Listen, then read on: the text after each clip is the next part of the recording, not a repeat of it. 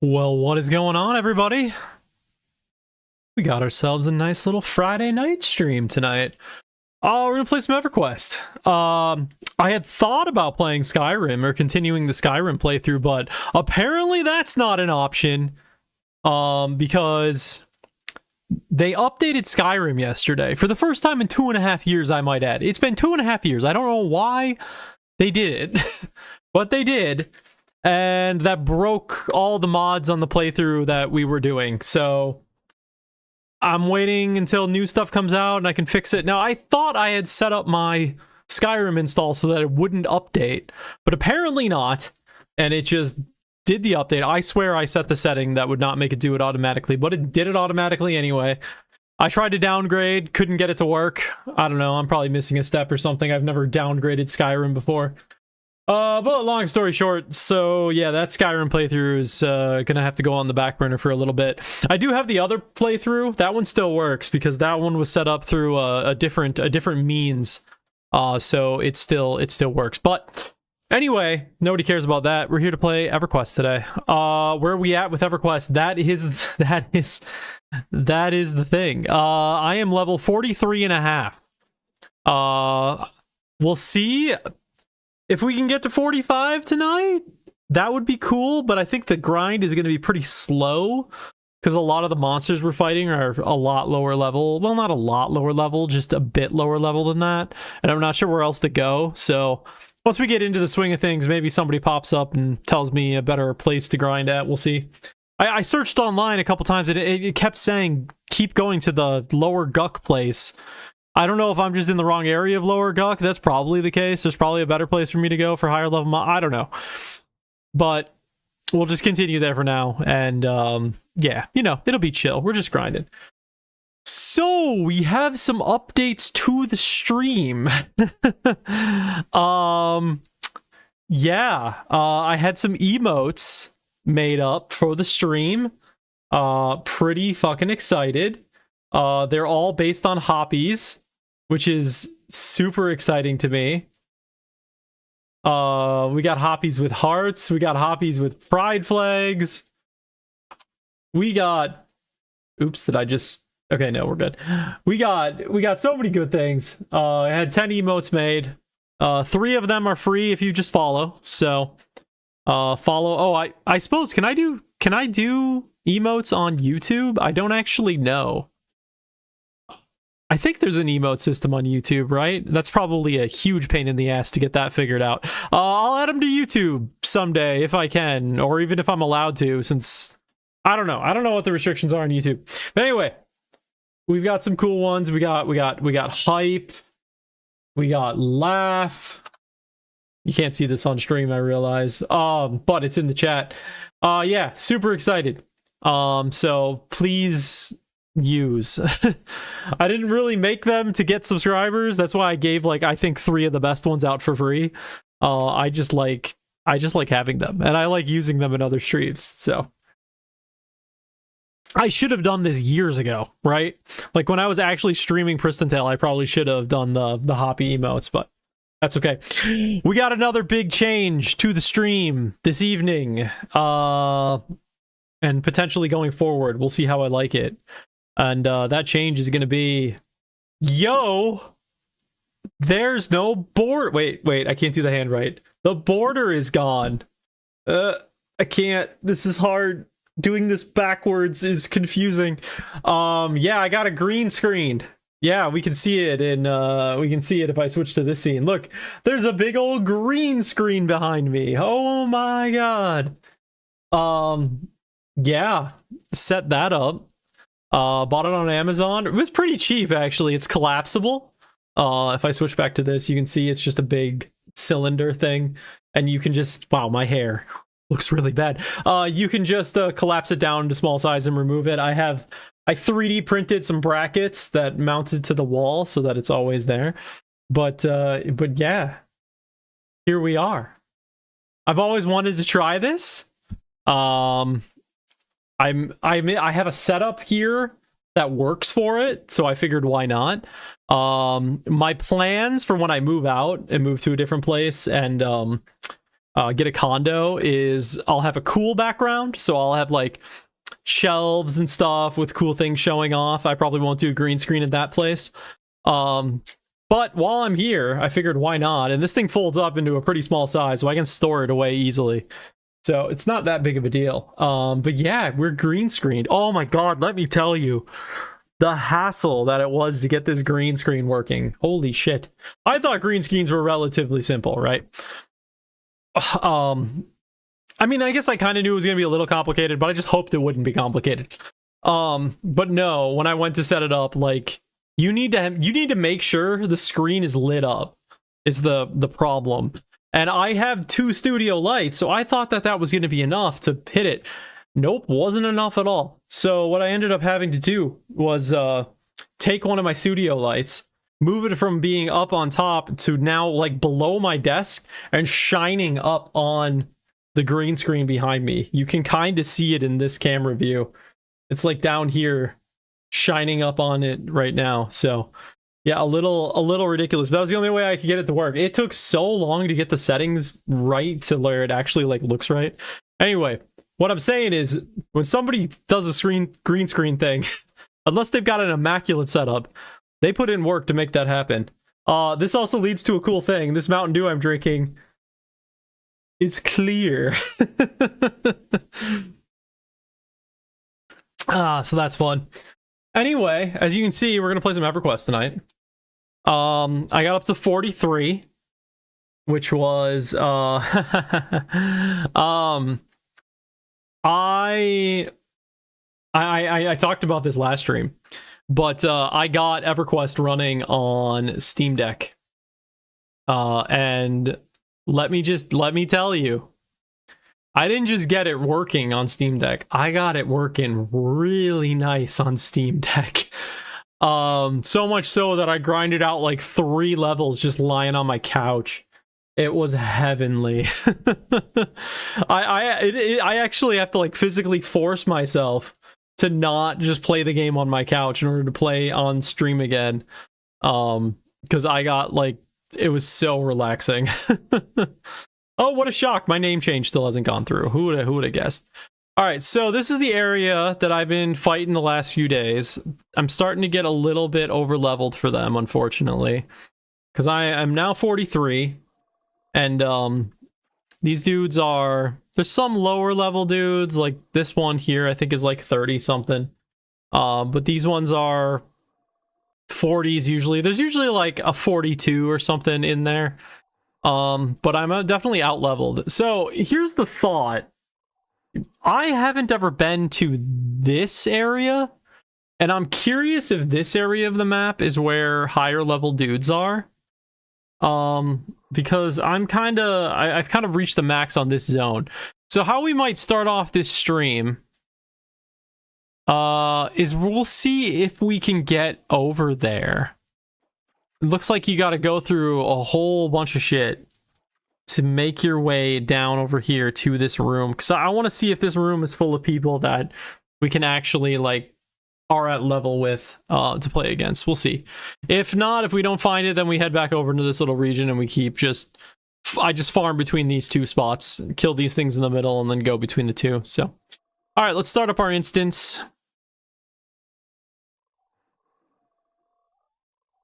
I got some new robes. The robes are new since last stream. Those have been exciting. What else did we get? I think I got a couple of other new items.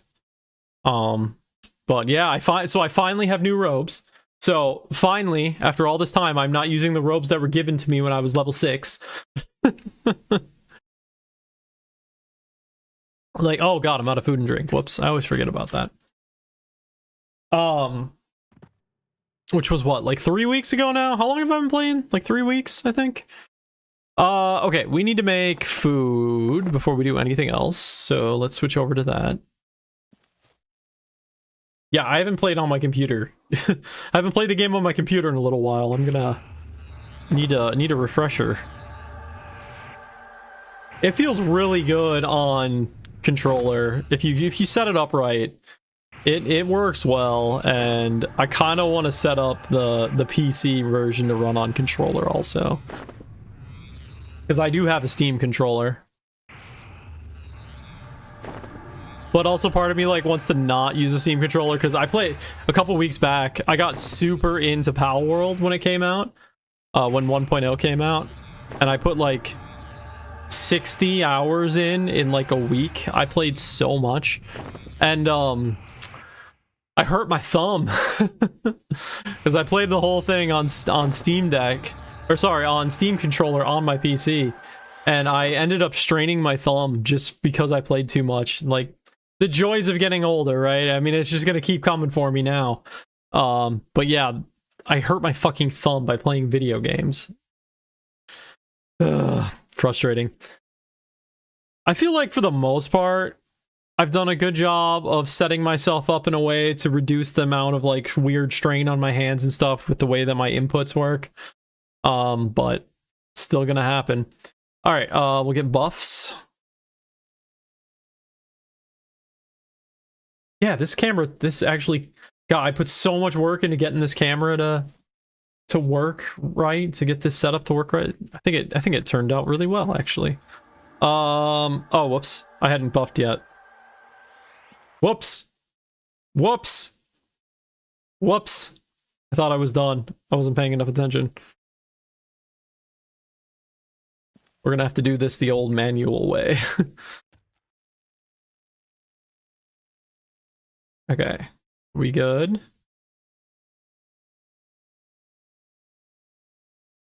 Okay, we'll switch back to buffs.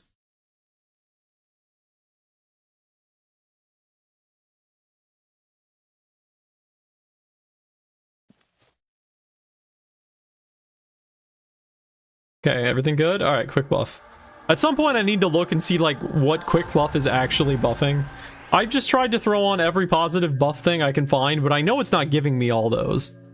Some of them aren't there. Oh yeah, I'm a skeleton now, by the way.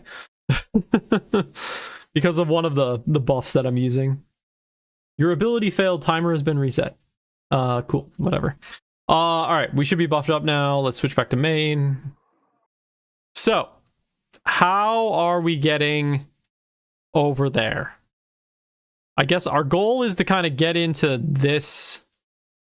See, here's the thing. I don't know how to get over there. I tried the other day, and there's like no continuation that I could find that worked. Please don't attack me. Just leave me be. You're worth so little XP. You're worth so little XP. Here, come on out and fight.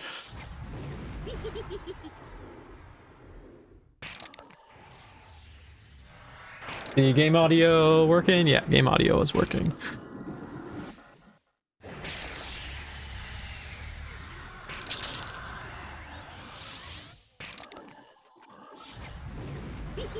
Yeah, I gotta remember where all my buttons are now. I've gotten so used to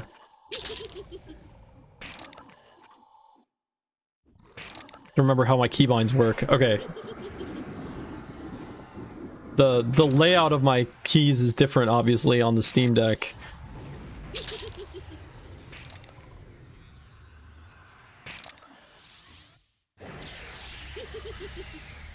It's gonna take me a little bit of time to fully remember how to play it on regular controller. Okay.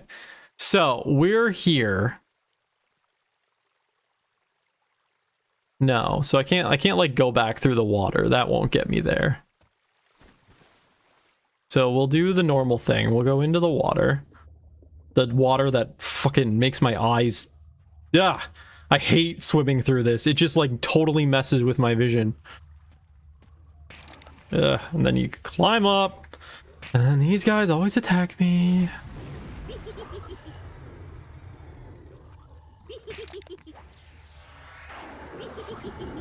I hope you're ready to hear hee hee hee hee hee for the next 3 hours.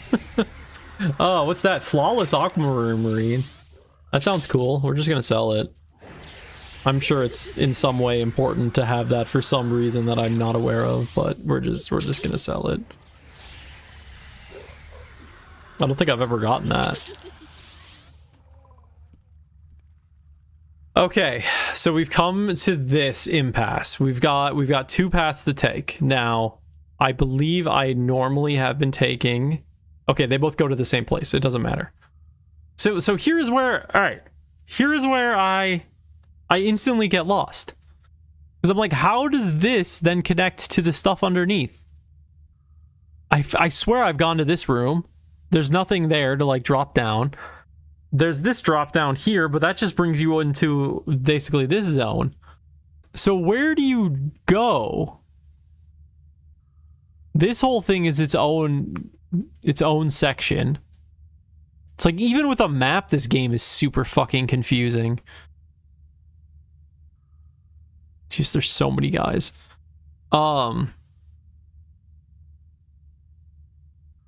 Wait, where are all those guys? They're in the... Okay, well, anyway. I think I went along this side and checked all this area out, because I thought maybe there's like a drop down here. I don't know, we'll go check that again. Fight me!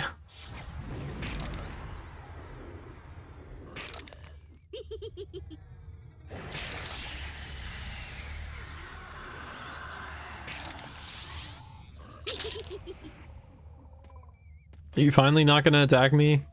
Oh wait, we're going the other way. Ugh. How many levels above do I need to be for them to not aggro me? Because I was watching a video of somebody in Castle Mistmore. And they were 50, and like no mob was attacking them. They were able to just run through everything. These mobs are 13 levels below me. Why are they aggroing me?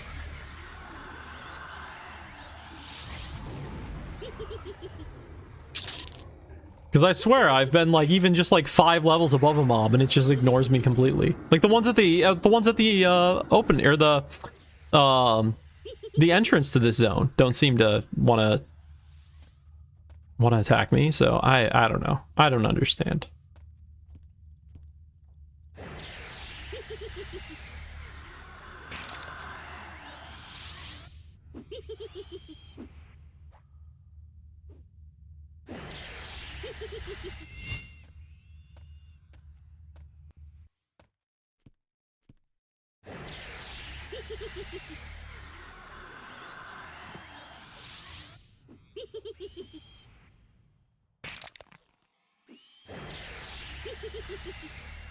What do we got? Spider legs? We can sell both of those. Oh, hi. You know, we're gonna back away for a moment, let our mana get up. I'm not afraid of dying. I just don't want to run out of mana during the fight.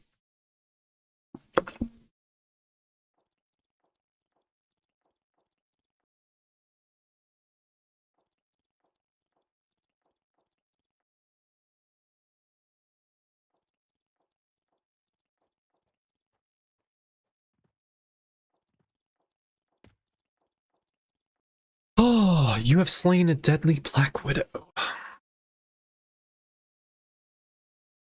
Oh, it's been quite the week. I'm happy it's over. Alright, let's fight.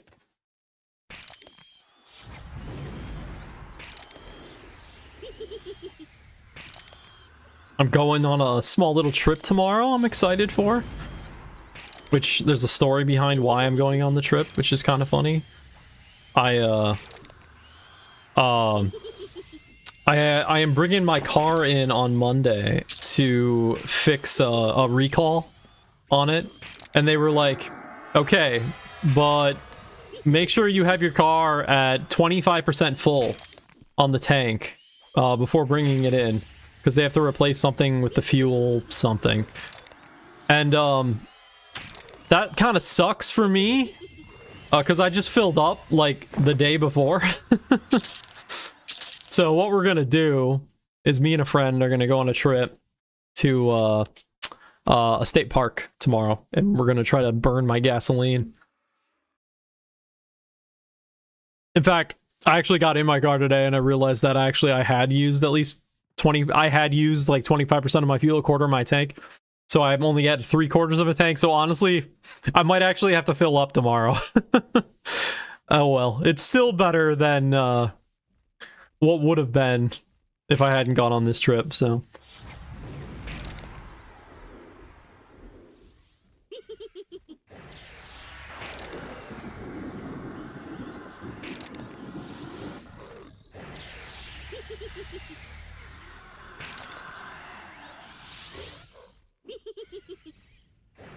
Yeah, I had a stupid doctor's visit this week that was causing me so much anxiety, even though there wasn't anything about it that was like a big deal at all. I was just fucking losing my mind about it for a few days and made the whole first half of the week shit. Then I had the appointment and literally there was nothing bad about it. Ugh, I hate my brain, man. I hate my brain.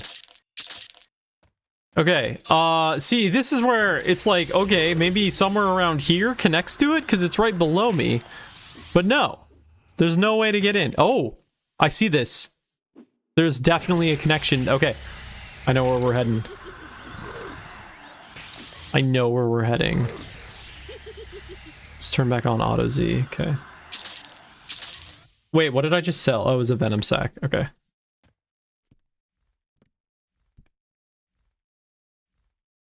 I guess I haven't chested over here, have I? Okay, yeah, this is probably where we need to go.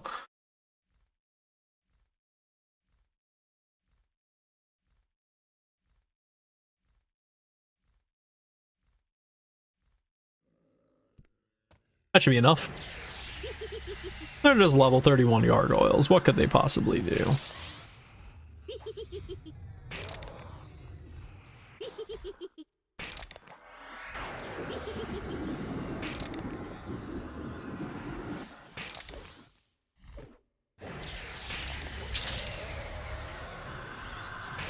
So if we can find good monsters to fight, I'm hopeful that we can get to 45 tonight. But I'm not. It's all gonna depend on what we can get for monsters to fight. Gargoyle eye. Sell that. Oh my god, people. It's the weekend. Let's stop sending work messages. Alright. So, can we open this? Ah, okay. See, I have never been this way before. This is, yep, there's the drop down. All right, so this will get us into the zone that I haven't been in yet. We'll let get a little health first. Yeah, I love these emotes. They're so good. Also, I love, like, having an excuse to throw one in the corner of the stream. I like when I've seen streamers before do this where they throw one of their emotes in like the corner of the stream layout. I think it's cool. You like put whatever you're feeling that day. I like that. I like that vibe. So I'm copying that. All right, we're here. Auto zoom, or not auto zoom, sorry. Auto Z. No, let's keep auto Z on. We're really going down. Okay, what level are you guys? 34s? Okay. Aggro me, please. Okay, not gonna aggro me. I'm just gonna walk past. We good? We cool? We cool? We cool? We cool? Okay, we cool. Where are we heading now? So we've made it into this area. Oh god, I fell. What did I fall? Minotaur Elder. A cleric, level 33. Well, now's I finally get an opportunity to use this anti-cleric spell. Even though he's only level 33, so I'm not too worried about him, but I have this spell that, like, makes it so that they heal for less. I don't know if it's getting good or not, but it was worth a shot. Because I fucking hate fighting clerics. Alright, we got him right away. Ooh, what's that? Chrysoberyl Talisman. Ooh, Affliction Haste 2. I don't know what that does, but that's cool. Well, that's awesome.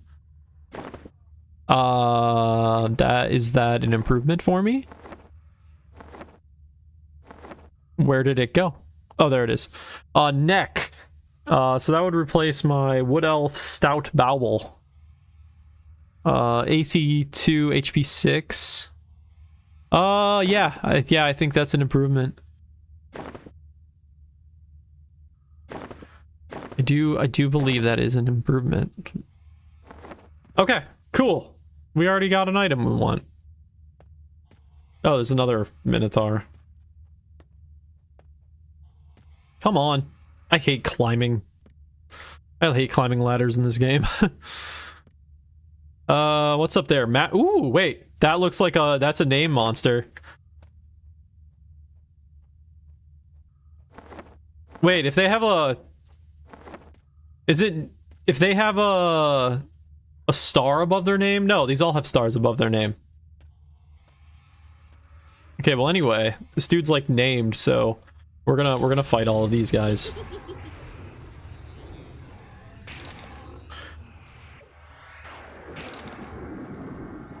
We should be fine, right?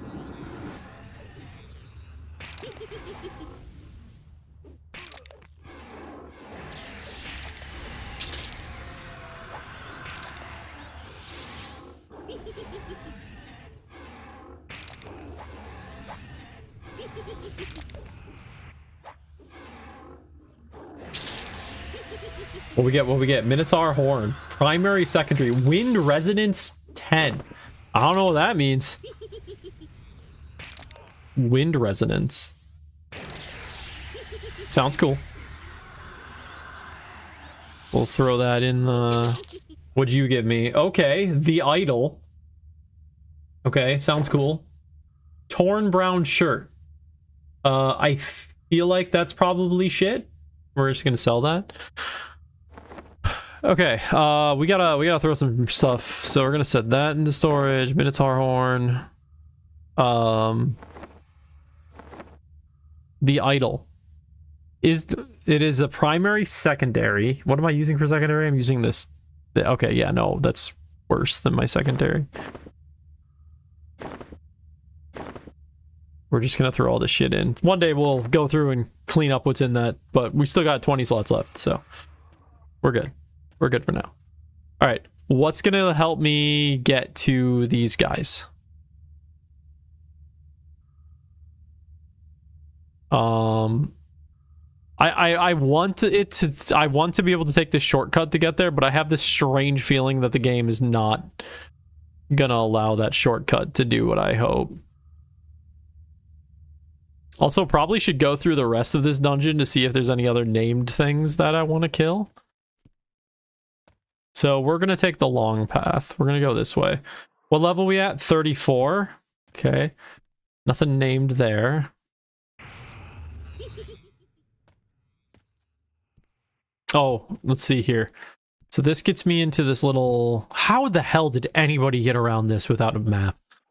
This is just a regular old Minotaur, so nothing special there. We'll go in here. Don't aggro me, thank you.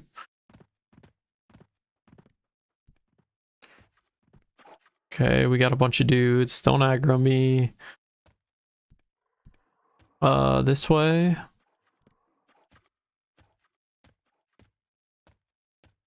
Okay, nobody's aggroing me. Okay, we got shaman.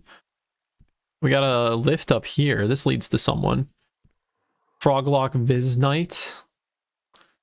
I don't think that counts as like a named dude. That's a unique drop, so I think we're good here. Let's head down this path. Okay, no, nothing important here.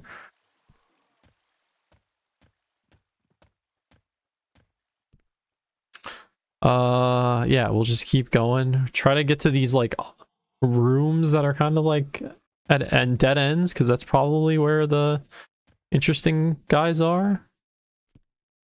So this way. It's another Minotaur. 2 Minotaurs. Okay. Glad nothing is aggroing me. There's like a room of 3 over here. We should check that out.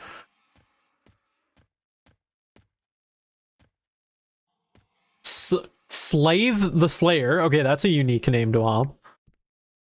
Okay, we'll fight these guys. Come, fight me. Promise it'll be a very fair fight.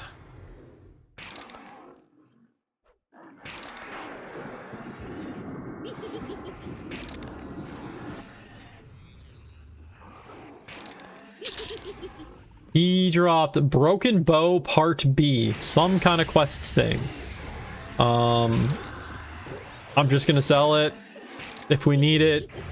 It's obviously not super hard to get. I mean, I hope not. I mean, I have a sample size of 1, so I can't exactly make that comment, but we'll assume it's not hard to get. And we'll grind it out later. Minotaur Horn. Merge, sure. Okay. So nothing all that interesting here. So what we're aiming to do is get down to this area. So we're gonna head this way, this way, this way. Hello, Minotaur.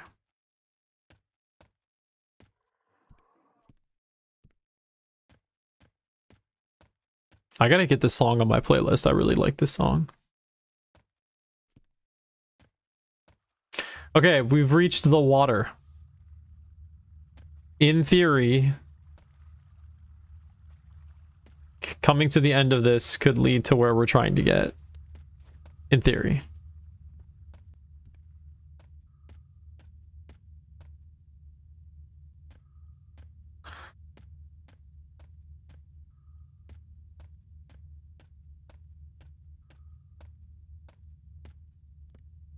Okay, there's got to be a name mob in the center of this, right? Frog Knight, Frog Knight, Frog Knight. But there's like a there's a ladder in there. Hello, Ash.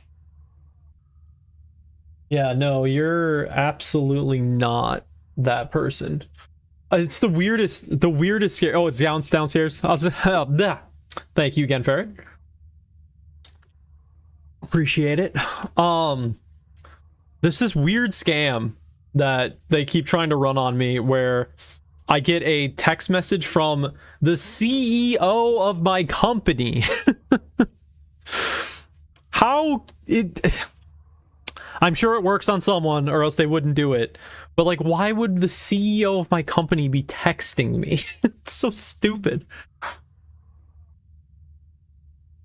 My company's got like 1,000 people. All right. Let's see. Are they gonna attack me? Are we safe? We cool? We cool? Okay.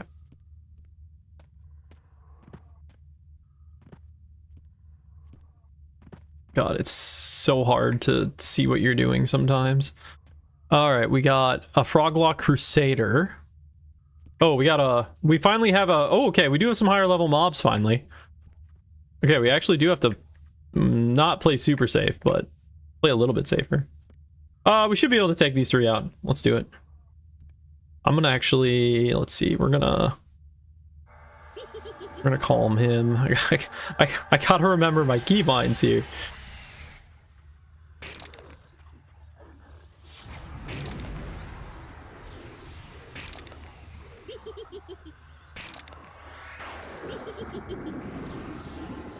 Hope you've been well again, Ferret. Nice to see you again.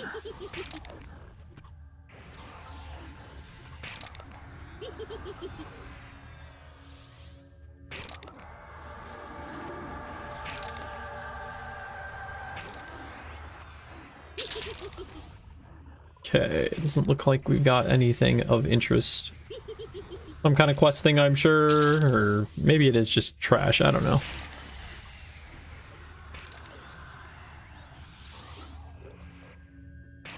Uh-oh.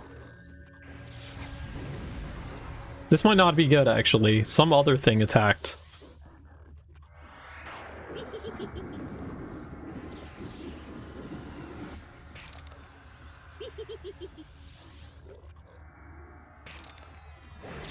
Yeah, I want to get this guy. No! No!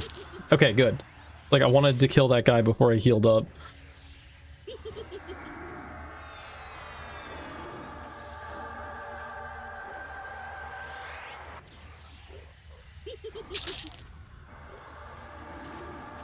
Damn it, he is healing. Okay.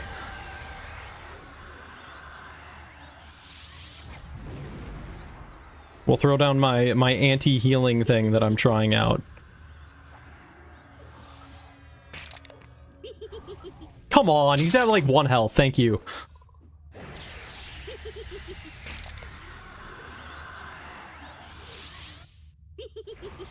Dude, does this dude take damage? Oh my god.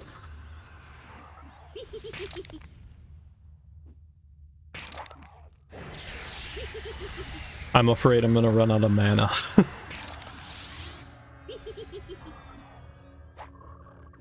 Damn it, he healed up. Okay, no, we might not have the mana for this fight. Shit, I'm gonna die. Because I'm about... I have like 2 attacks left of mana. But we do have a decent amount of health. So I'm just gonna have to hope that...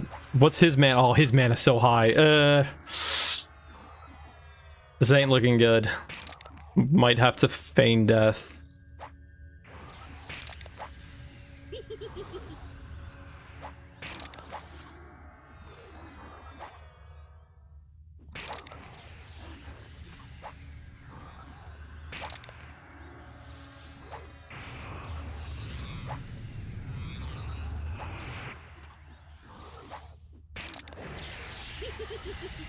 God dang it, he's so close. Oh, is he running? Oh, he's running. Oh, thank God. Of course, I have nothing to hit him with except stabbing. There we go. Alright, cool. Mithril Rune Tunic. Sounds cool. We'll keep that. Oh, it's got Spell Haste. Even though I think I already have something that has Spell Haste. But we'll throw that in the... Well, let's see here. It's a chest piece. I mean, I think my chest is currently much better. Because this is chest too, right? Yeah, my chest piece is much better. So... We'll keep it, though. Okay, cool. That fight was a little harder than I was expecting it to be. What have we learned, though, about coming here? The mobs are not high and more, like... They aren't higher level enough to justify doing stuff here versus the original place that I was gonna farm at.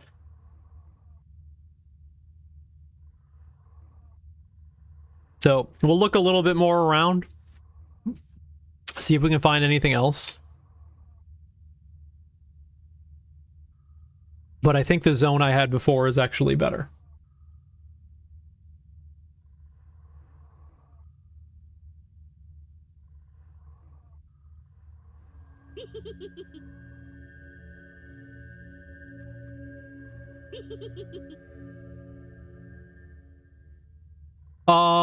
What is the thing that gives me spell haste? Yeah, it's my chest gives me spell haste.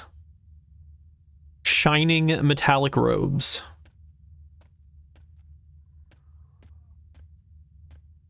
Alright, let's figure out how to get out of here.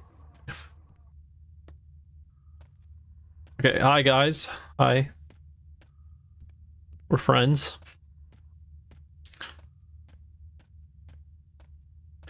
Let's see. The other way out is we'll try going down this other path. Oh, I guess there's some... Oh, we could go over here. I haven't checked out this area.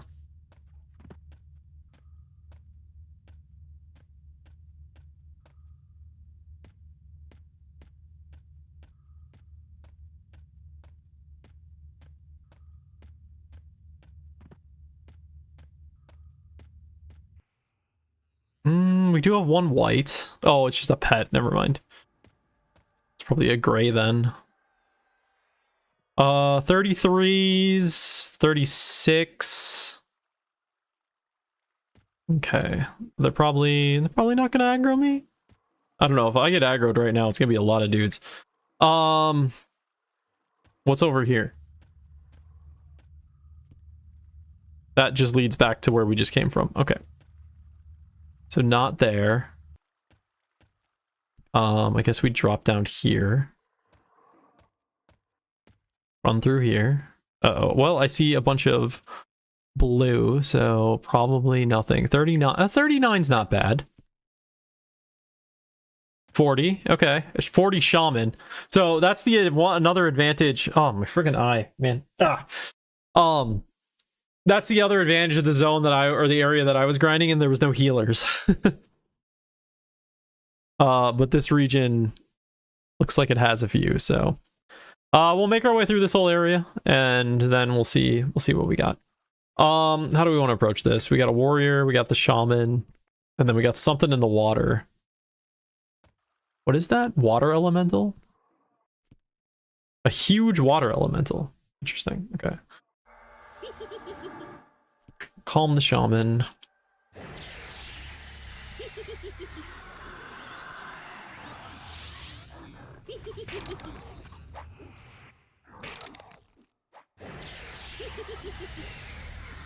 The water elemental didn't aggro on me.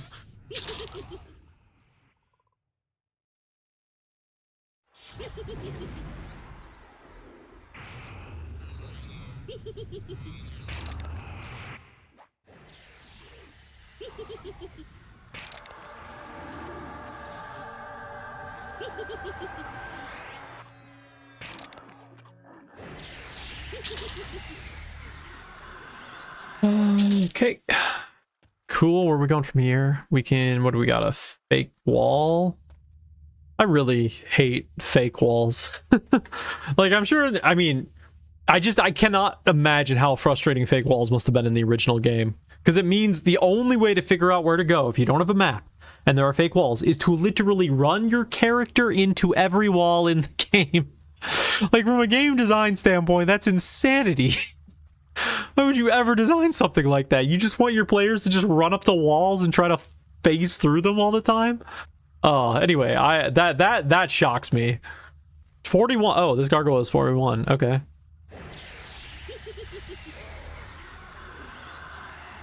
Oh, we might need to get new buffs. Oh, wait, where'd you come from? Oh, there's 3 on me. Where did you guys come from? Oh, you came from the room. Oh, now there's 4 on me. There's no way we were close enough for that to pull aggro.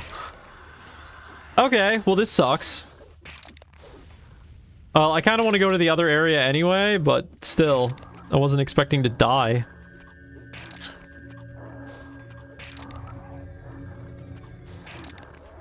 Dude, that's bullshit. Why did they all get pulled?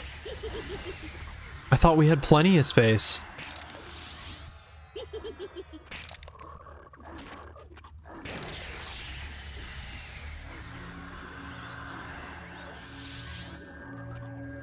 Dude, he's getting healed, isn't he? One of these, yeah, there's a shaman. All right, yeah. All right, we're just gonna call it. Why did so many dudes pull on? I don't understand.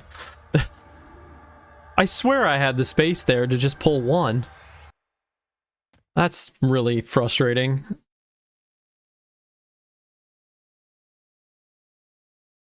I was like looking at the map. I'm like, oh, okay, I'll just fight this one dude real quick, and then, oh, and 2, and 3, and 4.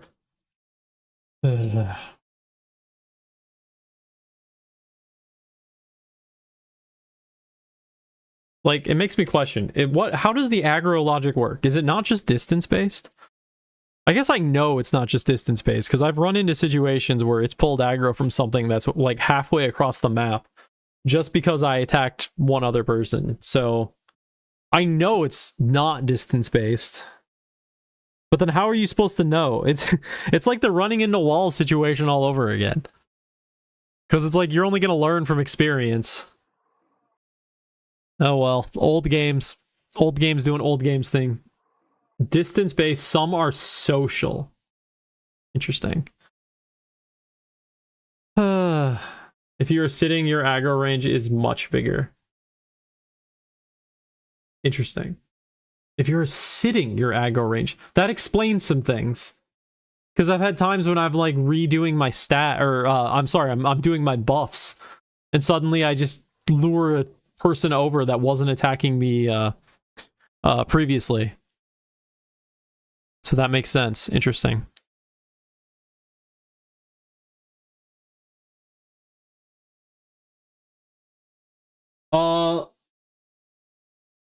And if sitting lower stuff that's gray, it wouldn't usually attack will. Interesting. Okay.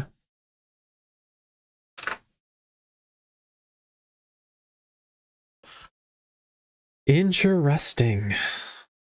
What are we at? 70%? Okay, well, I think we've learned, though, what I needed to learn on that trip. That is not the area we want to be grinding. At least I don't think so. I guess we didn't get to see everything, but the number of shamans alone was enough for me to not want to go over there. I gotta summon my pets. Pets.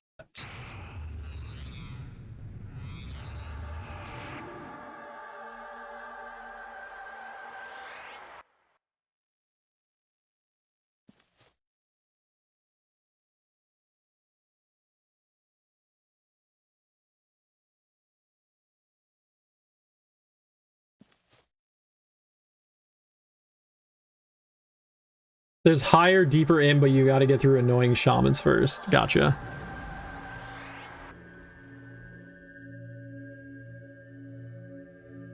Well, we'll get to 44 at the old place, because that should be doable. And then rethink moving on. Do I get any good skills at 43? Or 44, I mean. I get literally nothing at 44. Perfect.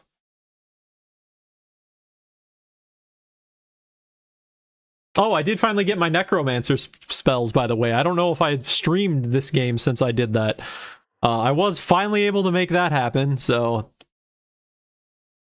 that was exciting. I don't know. I got some skills. Haven't really used them too much.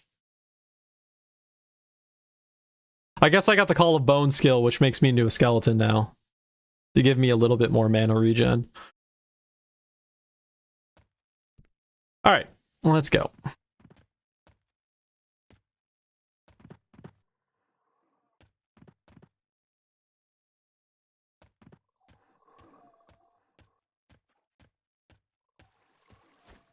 Don't attack me. Damn it! Oh no, they even... Ugh. Fine, we'll fight.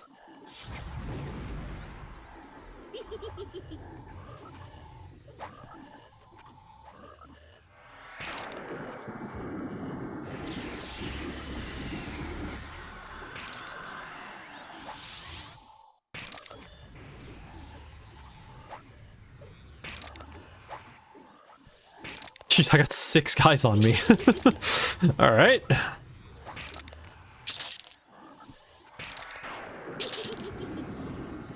Should be fine. Yeah, now we're down to 2. We're good. We're good. How much XP am I getting from these guys? 0.069.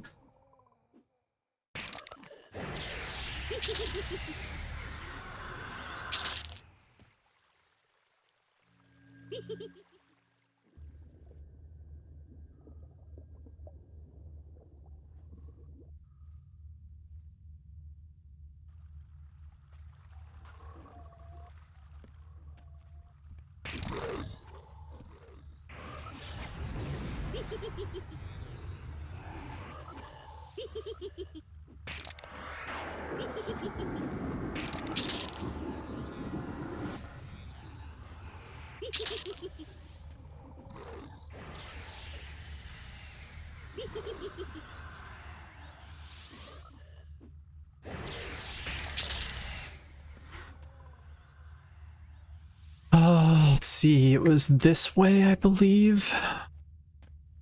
Don't attack me. Don't attack me.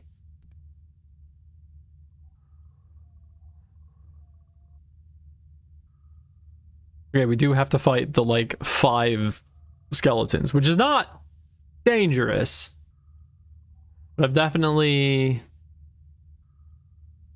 It's definitely taken a little bit more.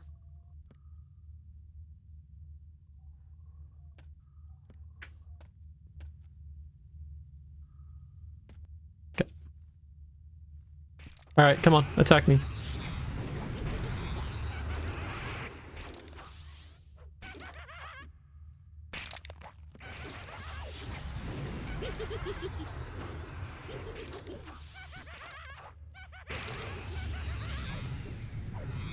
I mean, I'm taking a fair amount of damage. They're just pretty easy to kill.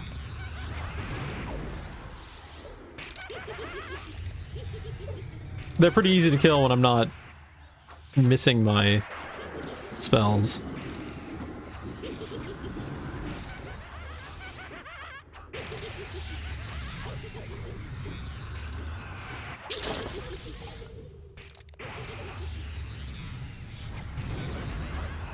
Come on, man. There we go. Weighted gloves, okay.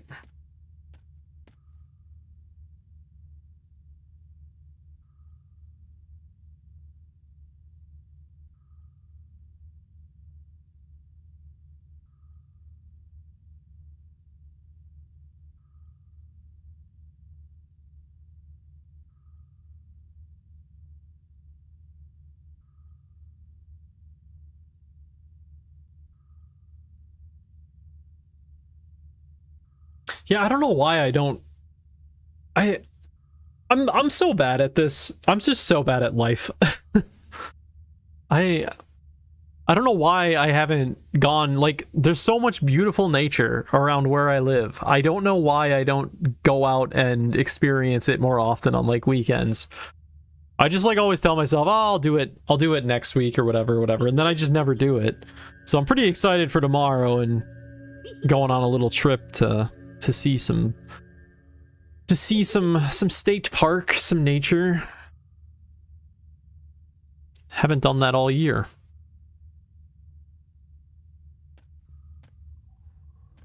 Oh, come on. Okay, this is the one I usually like to do.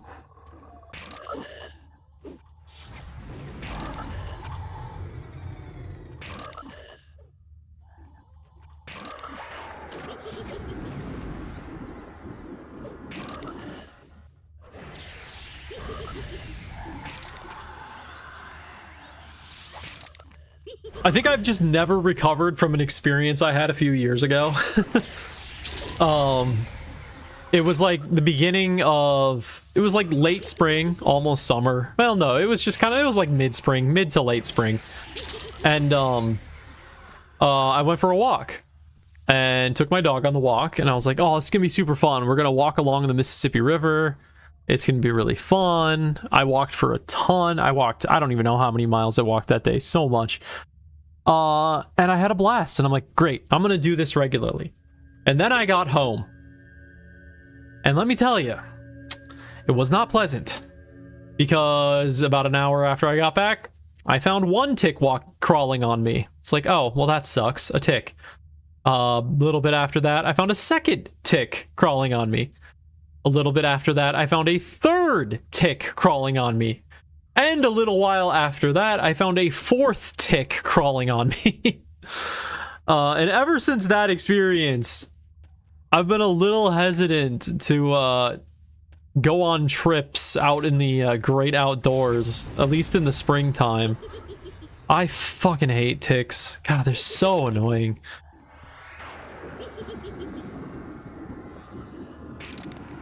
Artificial intelligence, if you're going to do anything for us, invent a way that automatically kills mosquitoes and ticks.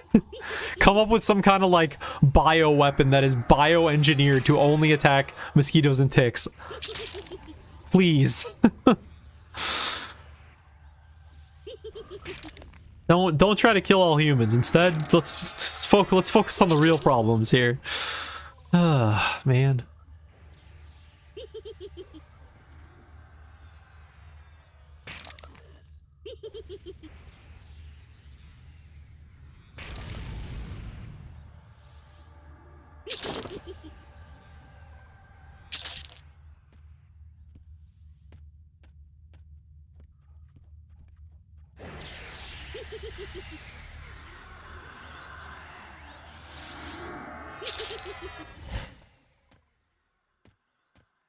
So this probably won't be the most efficient way to level coming over here, but that's where I've gotten most of this level's XP from, so it shouldn't be too big of a deal.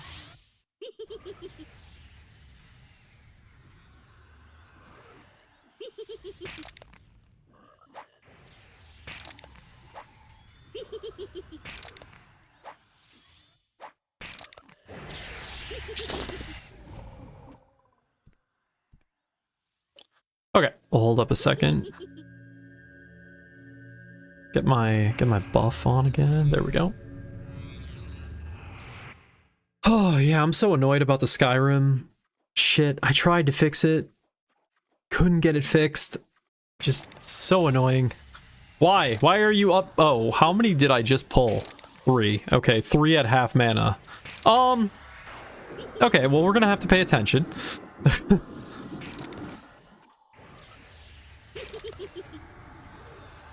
At least none of them are healers.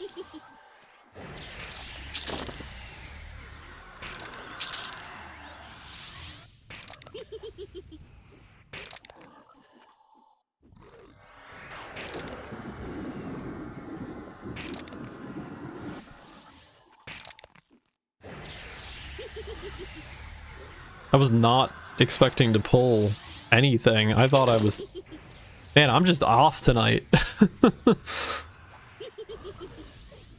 I grinded this area for like 5 hours over the last couple of days and had no issues. Alright.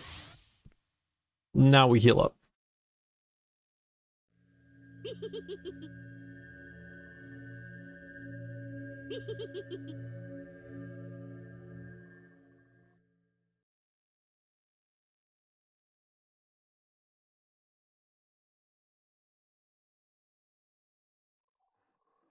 Yeah, I tried my best to try to undo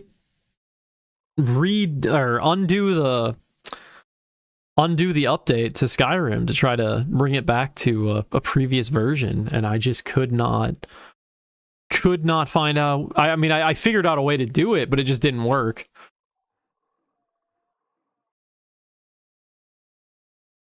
I'm like, well, guess I'm fucked. Which sucks. I was having fun with that playthrough. Maybe we'll have to redo that playthrough on my other mod pack. Because Conjuration was actually a lot of fun. I don't think I've ever done just like a pure Conjuration Skyrim playthrough before.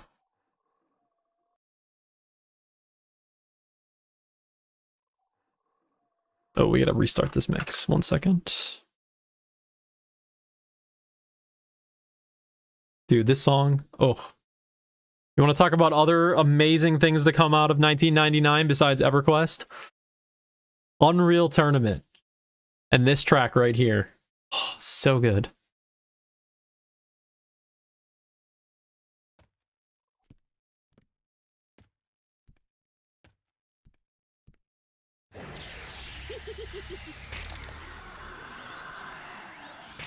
You'd think on the surface that I'm just nostalgic for these things from previous because I played them as a kid or something, but you would be wrong.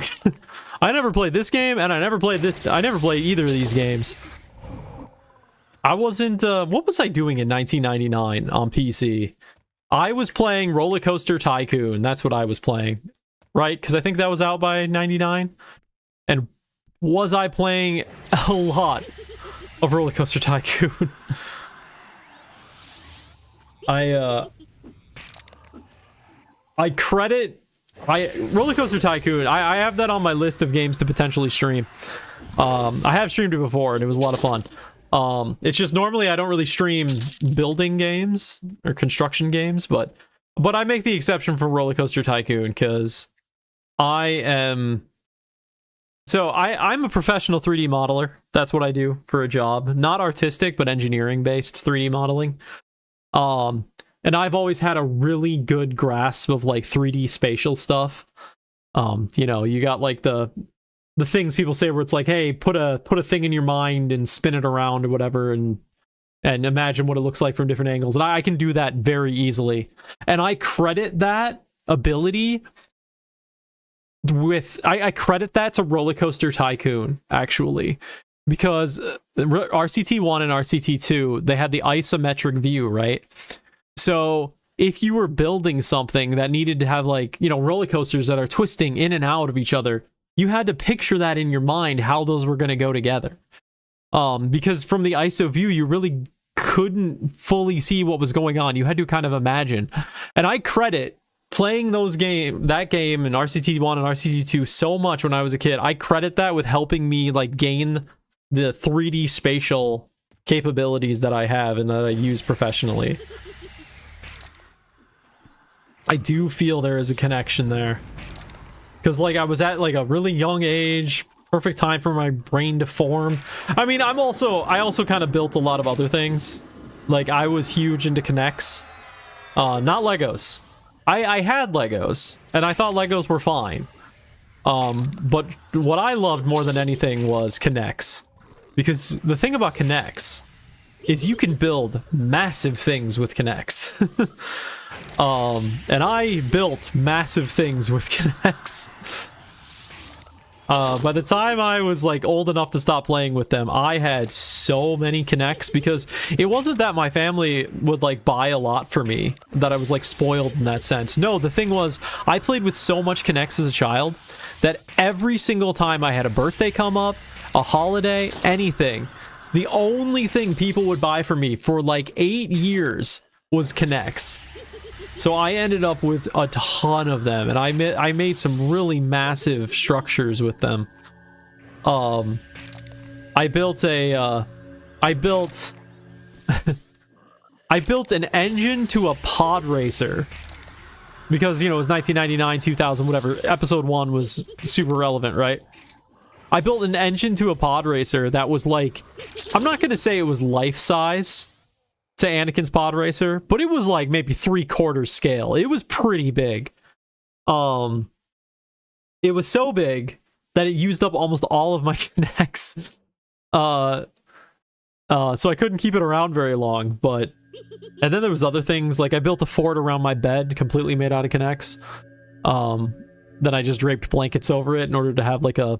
I don't know, what do you call that kind of bed when you've got like curtains around the outside, whatever. I had that kind of setup going, which was fun, but again, it used up all my Kinects.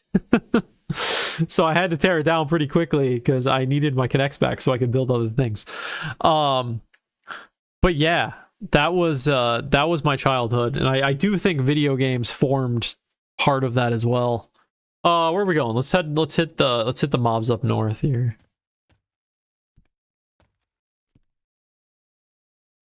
Alright, now I normally approach this is calm the middle dude.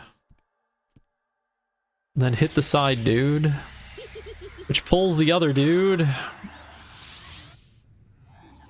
I don't think I really need to do this. I probably could fight all three at the same time. I don't want to risk dying.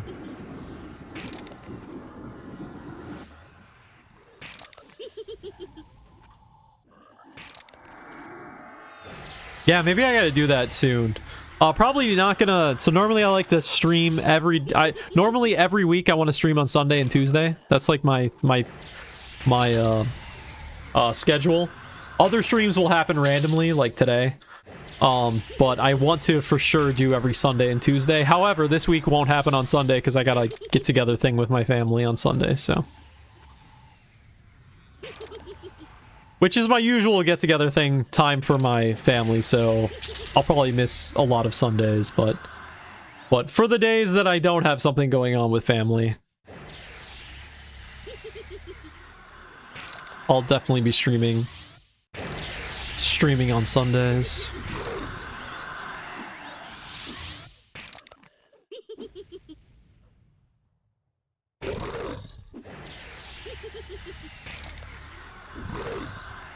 Is he taking damage? Goodness. I hate when you're fighting a monster, you feel like you use like 3 or 4 skills on them and their health bar just hasn't moved. Like, wait, what have I done? What am I doing wrong here? Oh, I need to figure out where I'm putting my AA points. I think I'm up to like 12 AA points that I haven't spent. I was spending so much time grinding on my Steam Deck, and I like just didn't want to stop grinding and work through it, so I just let them build up. Sweet, another moonstone ring. We'll just set that to auto merge. We'll sell that.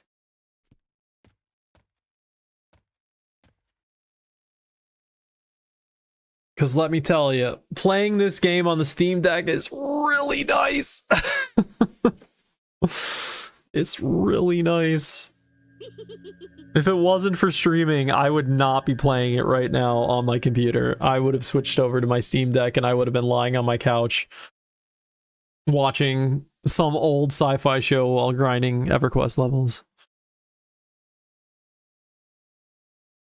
Like, I would not be shocked tonight if I end stream and then just switch to playing EverQuest on my couch with on Steam Deck.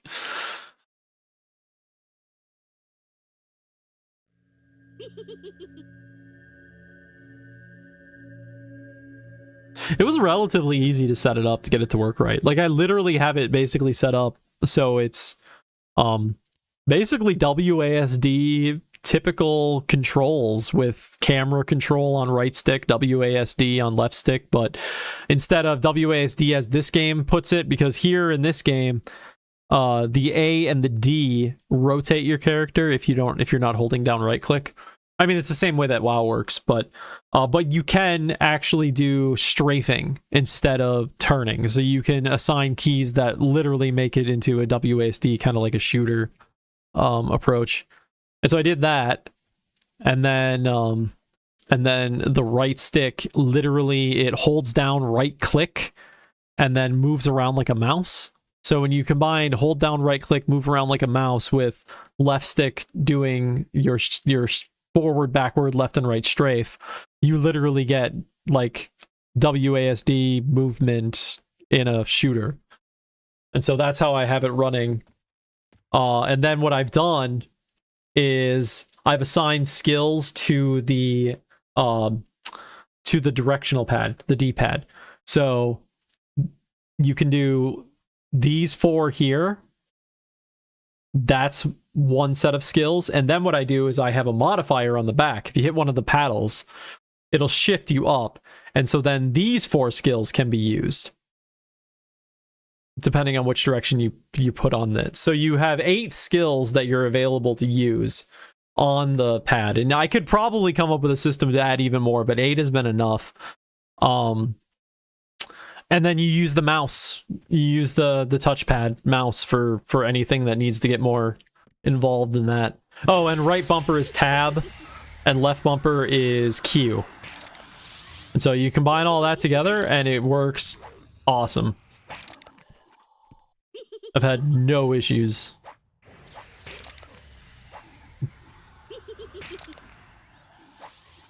I fucking love setting up stuff like that. I love setting up input systems. I don't know. Actually, you know what? Maybe I take that back. I was like, oh, if I can get a job doing that, that would be great. That's a problem I've actually run into before. So I said I'm a professional 3D modeler. The thing is, I never went to school for 3D modeling. I went for school for something pretty different than that. But I did 3D modeling as a hobby in my spare time, and I got really good at it. And so when I applied for a job, I applied based on my degree, but they were like, no, we actually want to see what you can do with 3D modeling instead, because I had listed that on my resume as well. So they had me do a 3D modeling test that they had, and I got like one of the best scores they had ever seen on it. And so they were like, oh no, we're going to hire you for 3D modeling instead. I'm like, okay, cool. I mean, I like 3D modeling, so I'm not going to disagree with that. But here's the problem that I ran into years later. I mean, I've been doing this now for like 13 years, but I ran into this problem real quick. When your hobby becomes your job, you lose a lot of interest in the hobby. Because suddenly you're spending 40 hours a week modeling, and the last thing you want to do is come home in your spare time and model. So I've already run into the problem once before with your hobby becoming your job, and I don't know, it's not the greatest feeling. Oh, I guess we're fighting all 3 at once. Got it. I thought I was going to be able to lure one out, or calm one of them, but I guess not. Alright, we're gonna focus down this one. Get it down to 2. 2 is more manageable.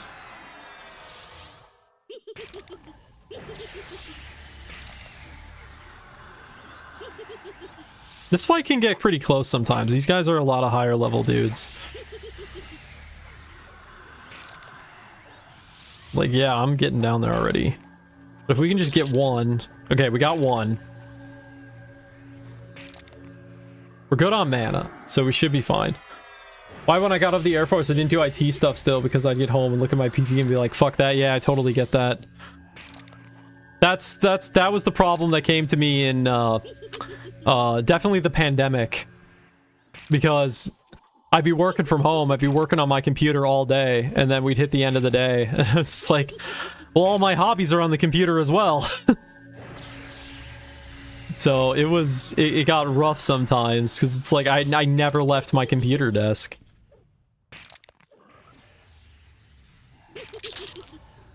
All right, we should be good here.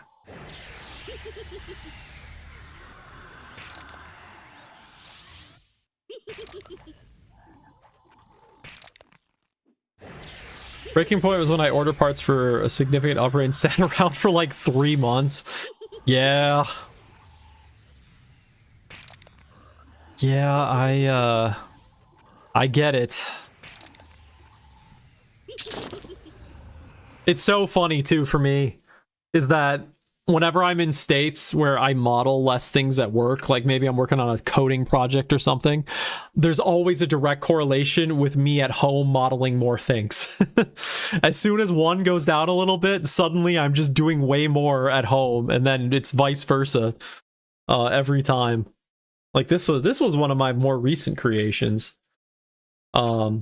Was this, which is so when I started modeling at this new company, I wanted a macro pad for, you know, all the different shortcuts and stuff, but nothing out there really does what I want it to do. Oh, I should probably move.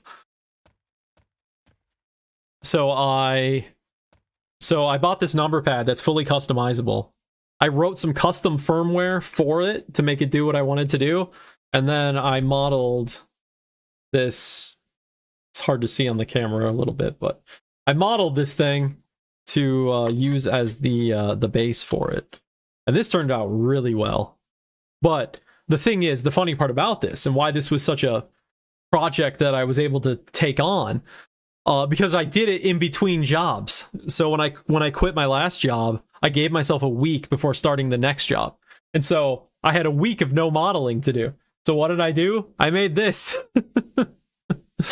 The cassette. There's just a direct correlation. If I take some time off, then I model more.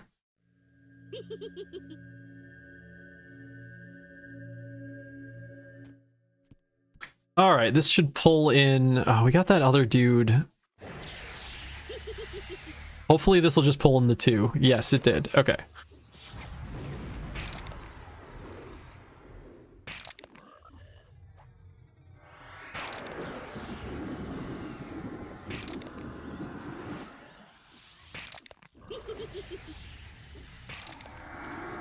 Just had to model and print some stuff today, actually, which was...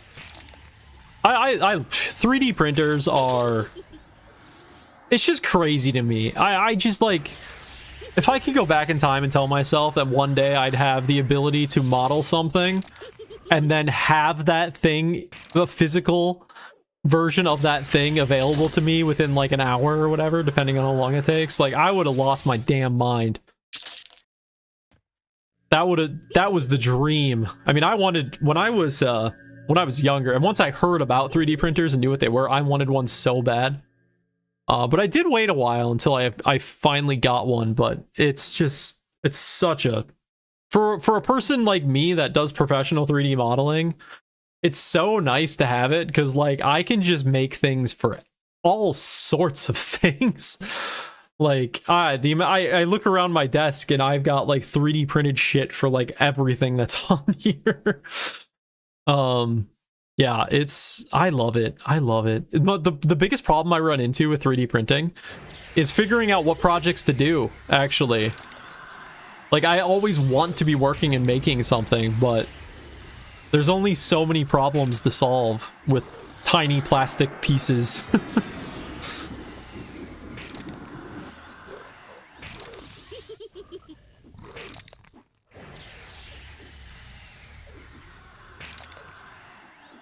I want to get a new 3D printer, but it's like...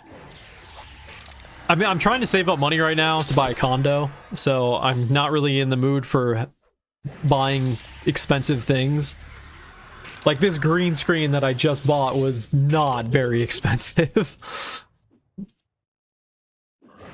Because right now I'm not looking to spend hundreds on something that'll delay me getting a condo by a month or two. Which sucks, because there's some good 3D printers out there, but the thing is, like, if I'm going to get another 3D printer, I want to get one that's a notable upgrade over what I have right now. And what I have is, it's not entry level, but it's like mid to entry. It was like a, for a price perspective, I think it was like 500, 600. And so if I get a new one, I want to get something that's like next level beyond that. And so it's probably going to be like $800 to $1,000, which still isn't bad considering how much everything's gone up in price. Like, that hasn't really gone up in price yet, thankfully. I'm sure it's only a matter of time.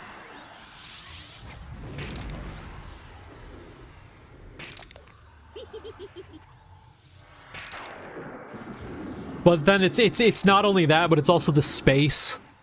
Like, I'm really hoping when I get my condo that I get a 2-bedroom condo. That's what I'm gonna look for. If hopefully I can afford that in my price range. I think I should be able to, but really hoping, because I need the space. I need a separate room for my computer, and if I can throw my 3D printers in there too, that would be awesome. Like, honestly, best case scenario, I need a 3-bedroom. I need a bedroom for sleeping in, I need a bedroom for my computer nerdy shit, and I need a bedroom for engineering building shit. I need a specific room just for 3D printers and like a workbench and tools and stuff. Because I don't know if I'm gonna be able to fit all of the tools and shit in the same room as all my gaming stuff and computer and all that stuff, so we'll see. I'm sure I'll come up with something. Like, I'm really fortunate where I'm living right now because I have a really big closet. And so, I mean, it's massive. When I tell you it's really big, it is one of the biggest closets I have ever seen. And so I use it as my 3D printing room, as well as my clothes storing room. And actually, I just use it as storage, to be honest. The clothes that take up maybe 20% of the room. The majority is just boxes and 3D printing stuff.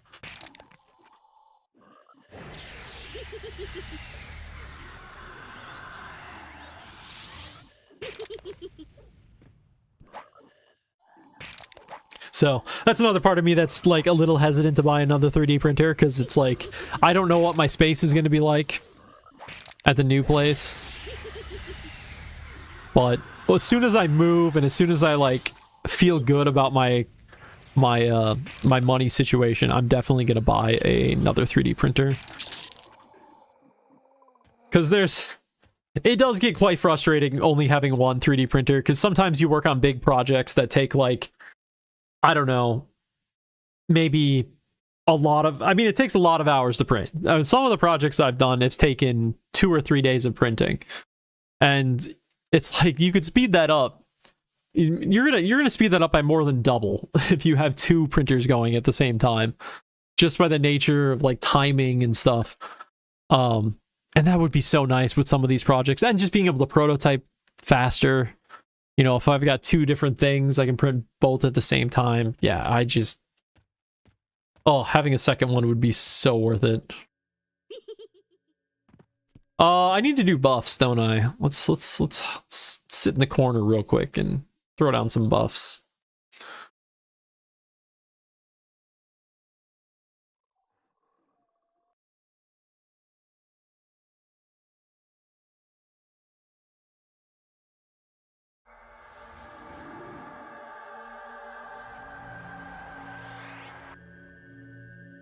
Your arch shielding spell did not work because it was blocked by armor protection. Gotcha. Yeah, I gotta figure out my buff situation at some point.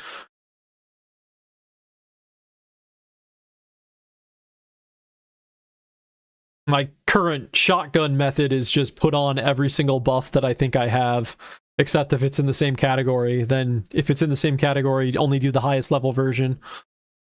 and then just hope it works. It's kind of my entire approach to the game, honestly.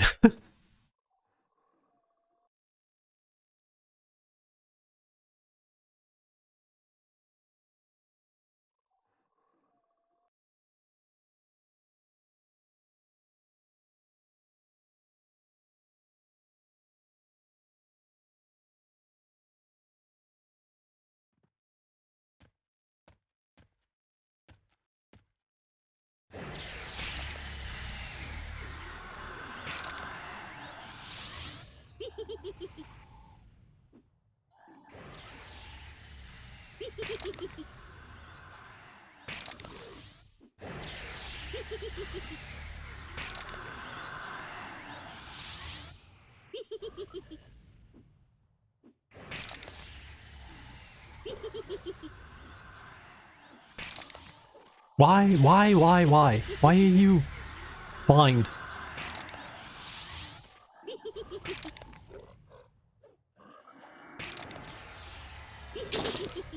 I don't know if there's a bug in the game right now or something, but I swear ever since I got to 80% stun resistance or whatever it is, I don't think I've ever been stunned. Like, it happens so rarely now. At like 60%, I still felt like I was getting stunned all the time, but at 80%, like, it feels like I almost never get stunned anymore when I'm playing, which is nice, don't get me wrong, I'm not complaining. That was one of the most annoying things about leveling up at first. It's just the constant stuns. We're probably going to level up on these three. I'll try to get a calm down on the mid guy, but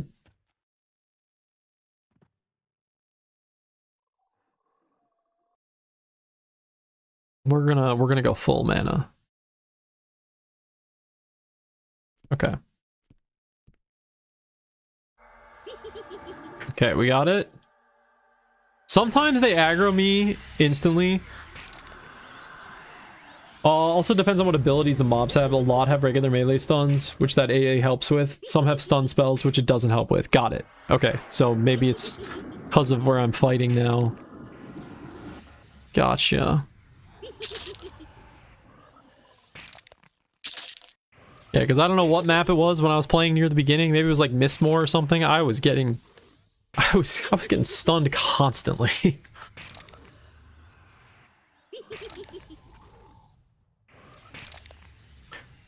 I did see that they redid Mistmore, so that might be fun to head back there, because I never really got that far into Mistmore after all the hours I spent there. So I was just kind of grinding out the entry area. I never actually got into the castle. So at some point I want to get back there. But I still don't really know what to grind for items. I did go on the wiki and I saw that you could like search for items. So I'll probably do that, but I'm still not 100% sure what I'm looking for. So I don't know, I gotta figure that one out.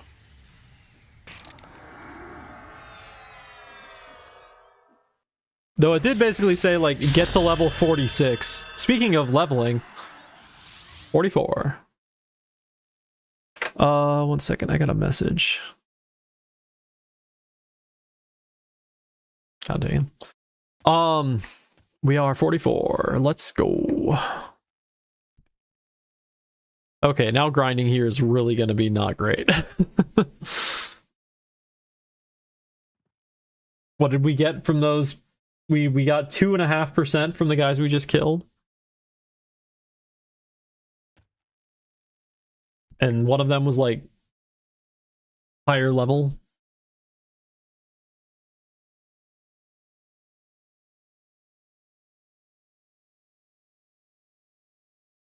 But yeah, the one thing that I saw was like, don't bother looking for gear until you get to 46, because then you can do like plane of something, plane of hatred, was it? And then you can go there for gear. But I'm like, okay, well, hopefully I'm geared up enough to go to those places. I think so. Before stream today, I was scrolling through all my gear and just looking at, like, I wasn't 100% sure what it was. Like, I was just checking to see if it was adding a lot of stats. And it, like, felt like most of my gear is at least adding a bunch of stats. It's not very basic, so that was enough for me to think, okay, I feel a little bit better, but... shit, we're gonna pull all 4 if we go over there. Or he's just gonna come to me. Hi there. Thanks for coming by. Oh, I did pull the other ones. Oh well. We should be fine.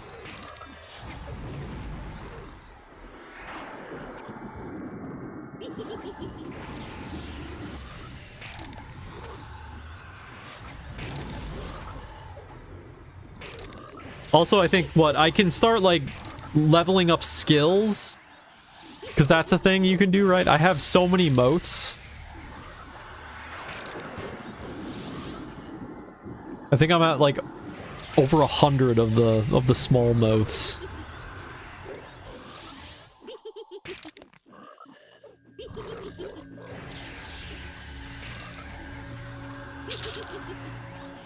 Which I'm sure aren't worth that much XP, but at least I got a lot of them.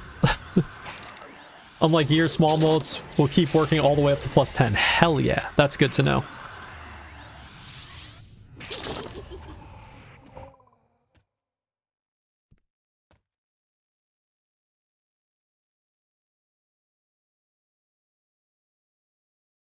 And what did I read? It was like every level... Well, actually, this was with gear, right? Every level, every plus 1, plus 2, whatever, adds 10% stats. I think that's what I read. Do skills do the same thing? Or spells, sorry. Do spells do the same thing? So if you have a plus 10 spell, is it double damage?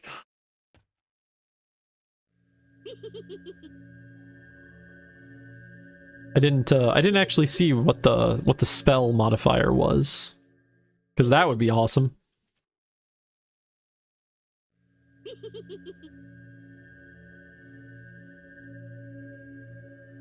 Now I just gotta figure out what kind of build I'm doing.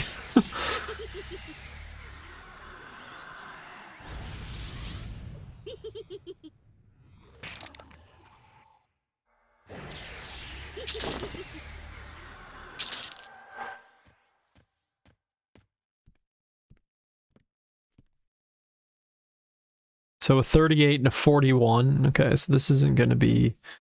do I pull these? You know what? We'll sit back here a little bit. Oh, no, all 3 are there now. Okay, we're good. It did not pull. Not that it probably would have mattered, but...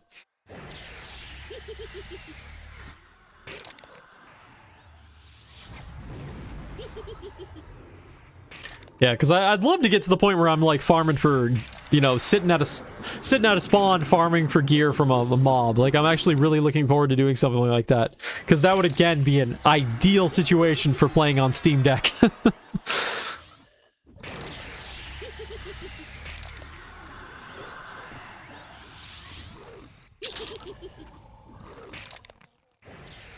Like, I almost want to figure out if there's a way for me to be able to stream playing on Steam Deck. I was thinking about, like, how I could set that up. I need, like, a camera staring down at it or something. I don't know. I just want to, like, show off that it's possible.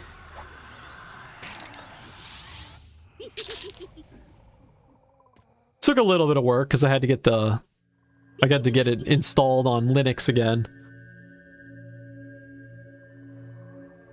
Which isn't hard, it's just more annoying, especially on Steam Deck. Anytime you have to go to desktop mode on Steam Deck, it's...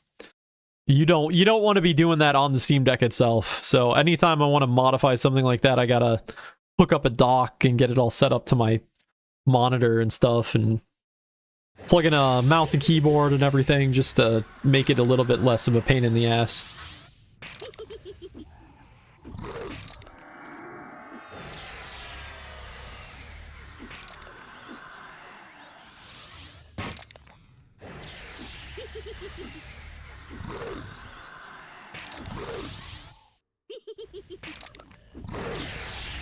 You know what I really got to get out to this year? So what is it? It's like the, what, 21st?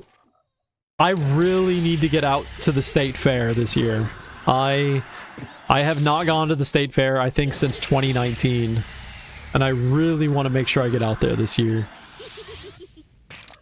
It's not that I'm expecting anything new or extraordinary. And if you're watching the stream and don't know what the Minnesota State Fair is, I'm sorry, because it is one of the fun. It is a really fun experience. I love the state fair. The Minnesota State Fair is crazy. So many people. The food is ridiculous. It's expensive though. I think the last time I went in 2019, I think I easily spent like over $100. So it's not great on that front, but it's a lot of fun. Not something I want to go to every year, but it's been like 7 years since I've... Holy shit, has it been 7 years? I really need to go this year.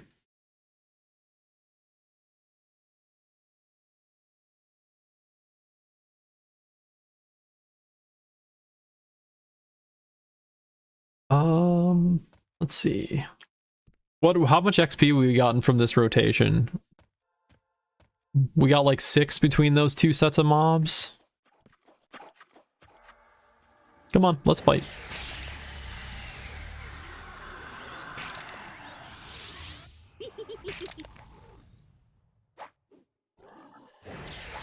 Is there the other one here? Okay, the other one is here.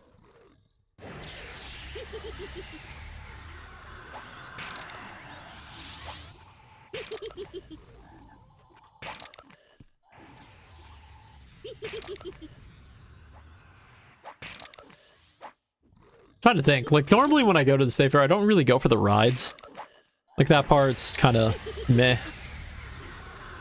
Though, I gotta be honest, that's another thing that I need to do in life. So, because of my love of Roller Coaster Tycoon when I was growing up, I also love just going on roller coasters. In fact, I still, to this day, even though I haven't been on a roller coaster in probably close to a decade, roller coasters are one of my favorite things. I love roller coasters. If I lived a different life, I would be one of those people that like journeys around the country just going on roller coasters at different places. That would be awesome. Unfortunately, for a few years there, I was way too overweight to go on any kind of roller coaster. Now, I'm pretty sure I can go on roller coasters. Because I used to, at my peak during the pandemic, I weighed 435 pounds.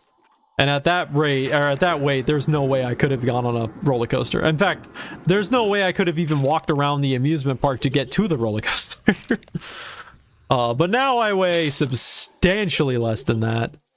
And so I'm pretty sure... Sorry, had a work message. I'm pretty sure I'd fit on a roller coaster now. I mean, I'm still not exactly my lightest weight I've ever been in life, but I'm not that much heavier than I was at like my old norm. So I probably could go on one. The problem is Minnesota's roller coaster selection is pretty meh. We don't really have anything good here. We have this unfortunate situation in Minnesota where our only real... Well, we have 2 amusement parks. We have Camp Snoopy... Sorry, Nickelodeon something. I don't know, I call it Camp Snoopy. At the Mall of America. And then we have Valley Fair. And Camp Snoopy is limited in what it can do for rides because it's inside the Mall of America. So, you know, you can only go up so high. And then Valley Fair, they freaking built Valley Fair, an amusement park, right next to an airport. Why would you build an amusement park next to an airport? Actually, I don't know. Maybe the amusement park came first. So because of that, they can't build the roller coasters that high. They can only go up like 200 feet. And so the best roller coaster we got is just an absolutely mid-tier roller coaster. It's fun, but it is nowhere close to being what some of the bigger ones out there are. Like when I was a kid, we went on a trip to Cedar Fair, which used to be the sister park to Cedar Point. It used to be the sister park to Valley Fair. And oh my God, let me tell you, Cedar Point, oh, what a beautiful park. There are so many roller coasters. I'm not joking. I think there's like 20. And each one is just so good. Millennium Force was the one that the big one I went on. And I think they built it. They built it at the Millennium, so it's a few years. It's a few years old or younger than the big one at Valley Fair, but it is just so good. It doesn't have any inversions, but it's just really good speed. It's like over 300 feet tall. I think it's over 300 feet tall, and just so much fun. I would love to go on that again. I also went on this one, what was it called? Top Thrill Dragster, which I don't think is technically running at this point, because I think it hurt someone, unfortunately. But it was this crazy one that went up 400 feet in the air. But it was a launch coaster, so you didn't go up a hill. You just got launched at up to like 100 miles per hour and then shot up this massive hill that was like 400 feet tall, and then you came back down and it was over. Honestly, it was cool to experience it because yes, it was like 400 feet tall and 100 miles per hour. But overall, kind of a lame ride, not gonna lie. Because it just didn't really do much, but it's fun.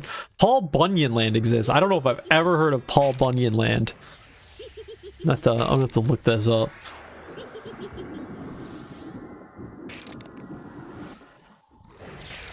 Yeah, maybe that's what I gotta see if there's somebody I can drag with to go to an amusement park vacation. I would love to just go back to like Cedar Point next year.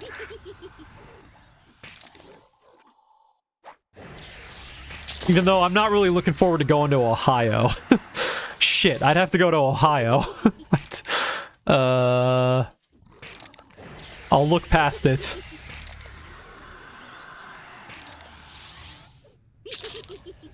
Oh god, am I lagging like crazy right now? I think I'm in lag mode right now.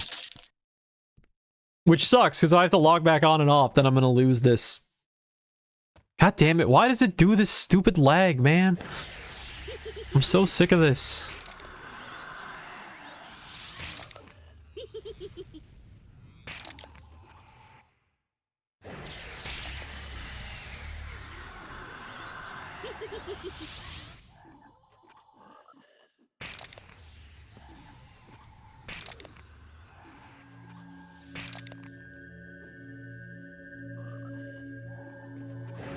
Yeah, like I have a problem. Like, I love roller coasters so much. I love the like movement.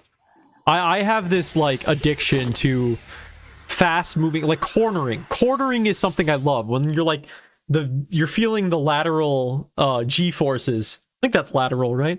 I love that so much. So the problem is I have a sportier car. I might take corners a little too fast. I'm gonna say it. I'll say it out loud. I might take corners a little too fast. I try to be safe about it. You know, I'm not taking it into a blind corner where I don't see if there's somebody up ahead or something like that. You know, I try to play it as safe as I can. But I think my addiction to roller coasters kind of comes out in my driving. God damn it. This is so bad. How do I fix this? I don't want to log in and out and have to come all the way back here, but I don't know what to do. Like this is unplayable. Okay, this is completely unplayable. Actually, let's set up. If I can somehow manage to maneuver my character into this corner over here. Goodness. Dude, this is unreal. Okay. Camp and quit.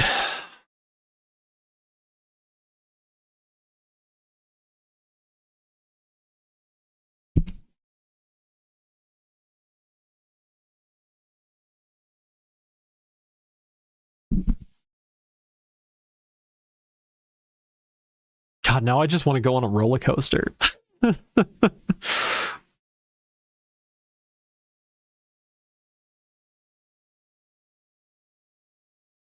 My dad is I can't believe what I got him to do. Because we went on a trip. Let's see, can I just no, I tried this before. I have to fully quit to get this to stop. My dad's a lot older than me, more so than normal for, you know, a father. What was he? He was like in his mid 40s when I was born. So by the time we were going to going to trips to amusement parks, he was probably about 60, maybe just shy of 60. And he would go on all the roller coasters with me because it was just me, him, and my stepmom at the time. And the stepmom didn't want anything to do with the roller coasters, but my dad, he went on every single thing with me. He never put up a complaint. Because we went on some crazy roller coasters. What was it called? I think there was one in Cedar Point I think it was called Mean Streak. And it was, I believe, like a 5-minute long wooden roller coaster. Maybe it wasn't 5. Maybe it was less than that. Maybe I'm just imagining that it was 5. Oh, I'm still in my personal instance. Hell yeah. All right, we're good. Nice. It didn't boot me to... No, don't tell me I'm still lagging. Okay, no, I'm not.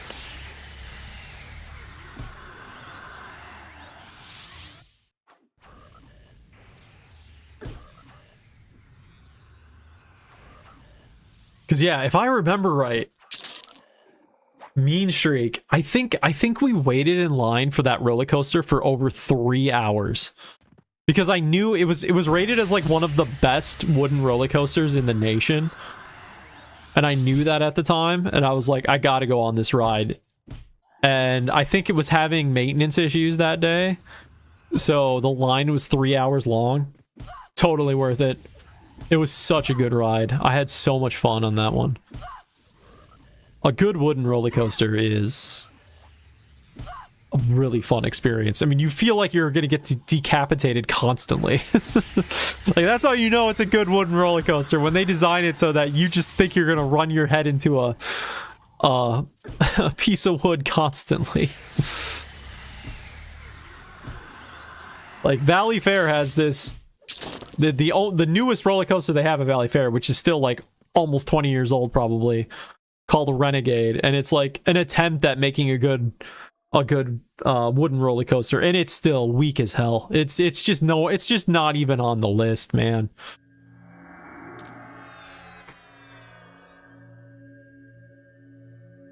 Oh, I get so annoyed. It's like, the Twin Cities region is the 17th most populated region in the entire country. People, I don't think many people realize that the Twin Cities is actually a quite huge area. And like, I think it gets lost because there's 2 cities, so people just see the population of Minneapolis and like, oh, okay, so it's not that big of a metro area. No. There's like, what, 5 million plus people or whatever is it? Maybe it's like 3 million. I don't know. I don't remember the exact numbers. But it's the 17th most populated region in the country, if you include the whole like metropolitan area. And it's like, come on, we should have a better, for number 17, we should have a better amusement park. Because our amusement park is like probably in like, if you were to rank it across the country, it's probably like in the 40s or something. Like, it's not high up.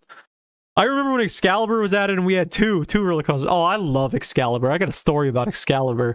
When I was, I don't know, 14, probably 14. This is something you do when you're 14.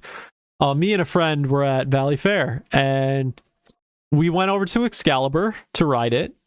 And keep in mind, this was before the rework. This is the original Excalibur that would hurt you like crazy. We hopped on, there was no line, and we rode it.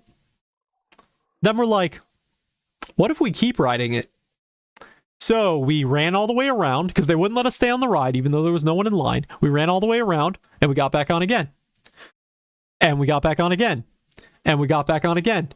And we got back on again. I probably rode Excalibur 30 times that day. Let me tell you, if you want to give yourself the worst headache possible, ride a rickety wooden roller coaster that is known for being like jarring to your system. Ride it 30 times in a row. Because I left that day with such a horrible headache. I probably have permanent brain damage from what that ride did to me that day. Oh my god. Memorable experience though. See, did I get the calm off? I think so.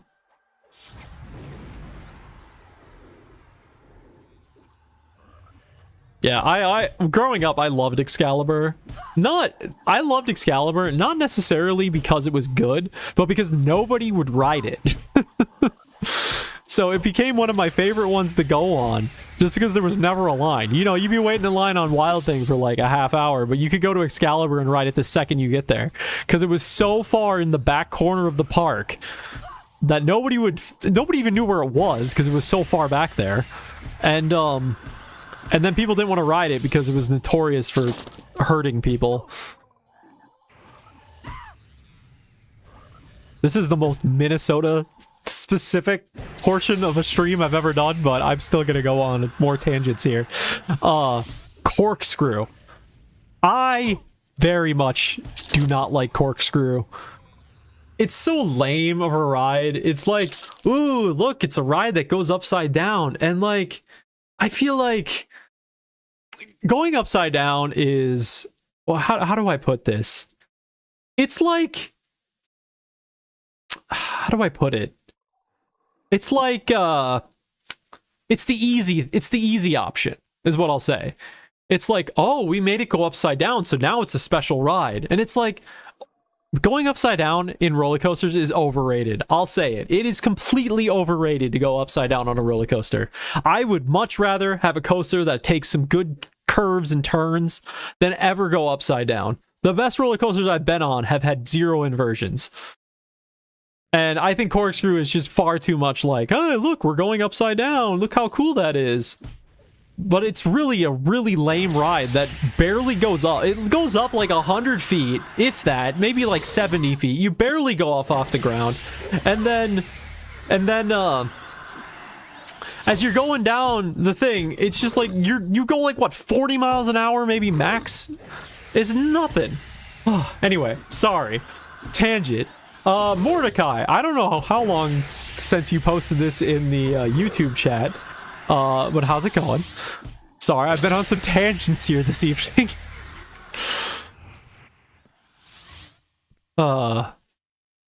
Unfortunately for me, I do not have memories of Lower Guck. I never played this game as a kid. You know, I should say, I never mentioned this before, but I did try to play Everquest once when I was a kid. I think we got like, I don't know, like a demo disc or something. That came with a computer, and so we went to try to install it, and again, this was like, I don't know, 2000, 1999, I don't know, somewhere around those times, and I don't think it would run on our computer. I think our computer was too crappy at the time.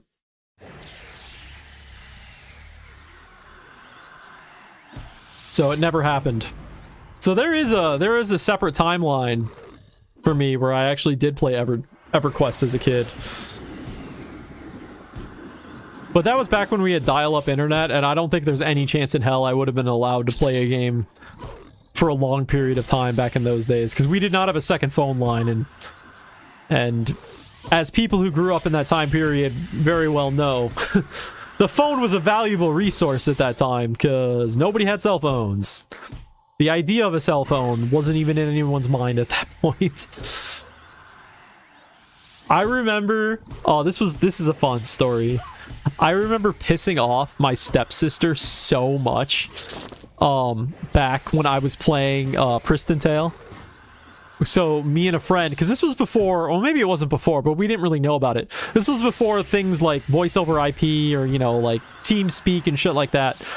So we would play Priston Tale together, and we would just hop on a call with each other, and then we put the phones on speakerphone, set it next to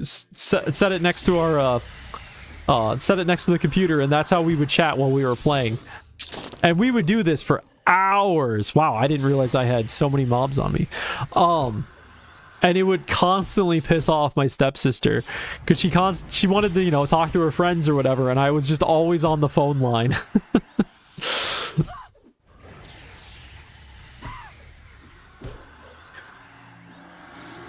God, it's just crazy to think back to a time period when we didn't have cell phones. And now the last thing we ever want to do on this stupid plastic brick or glass brick that we have is talk on the phone. Like, I would rather do any possible way of communication I can do on this thing besides use the phone part of it. Because talking on the phone sucks.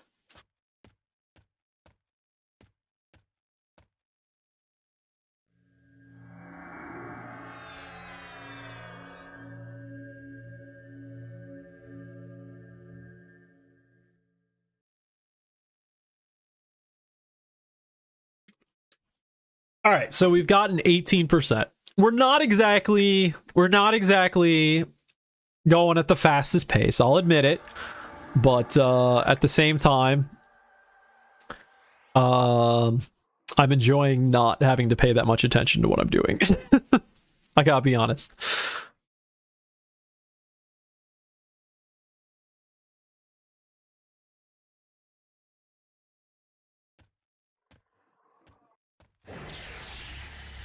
God, what are some other tangents I can go on?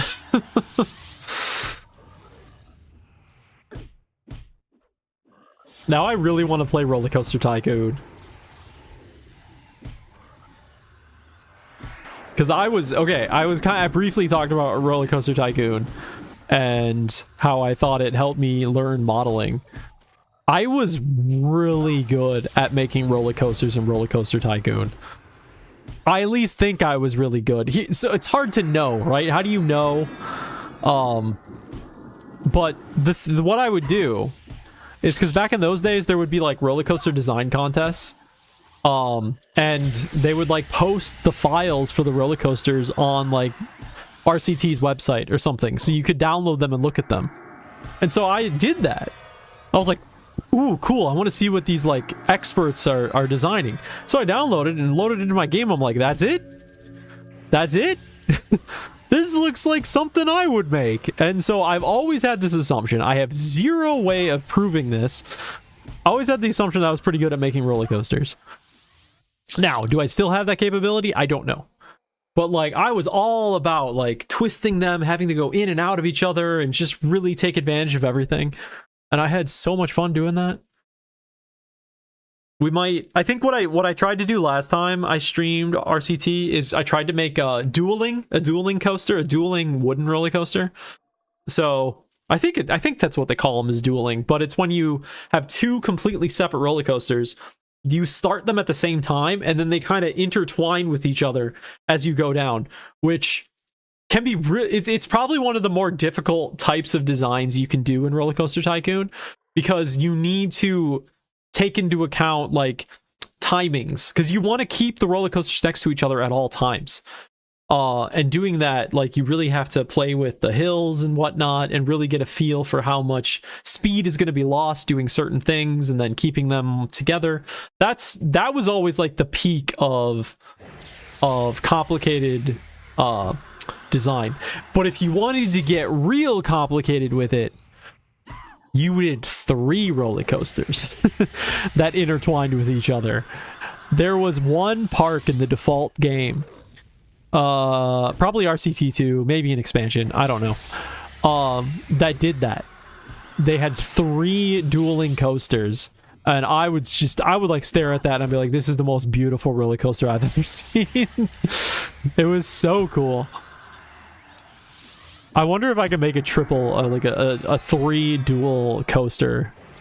I haven't played RCT in ages now. They have a thing called Open RCT, which lets you play the game on modern PCs without any issue. Which is so great. I'm so glad somebody made that.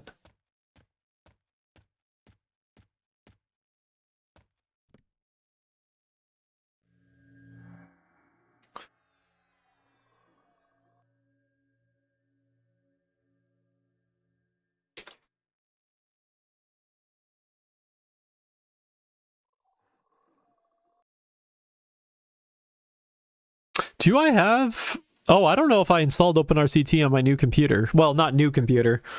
It was about... How long ago now? 3 months ago, I switched over to Linux.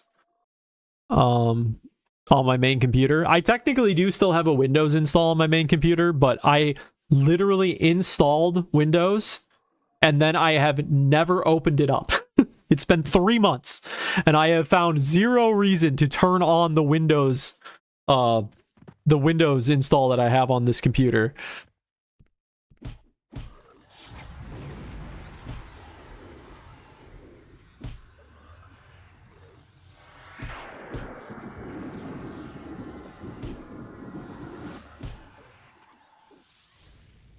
So I think when I did that, I'm not sure if I ever reinstalled RCT2. I'm pretty sure I didn't, because I would have had to go through some kind of process to get it to work on Linux. Unless there was there a native Linux? I mean, I would imagine there's a native Linux build for it. Since it's like a community-made thing, and a lot of things are switching over to Linux these days, or at least adding support for Linux.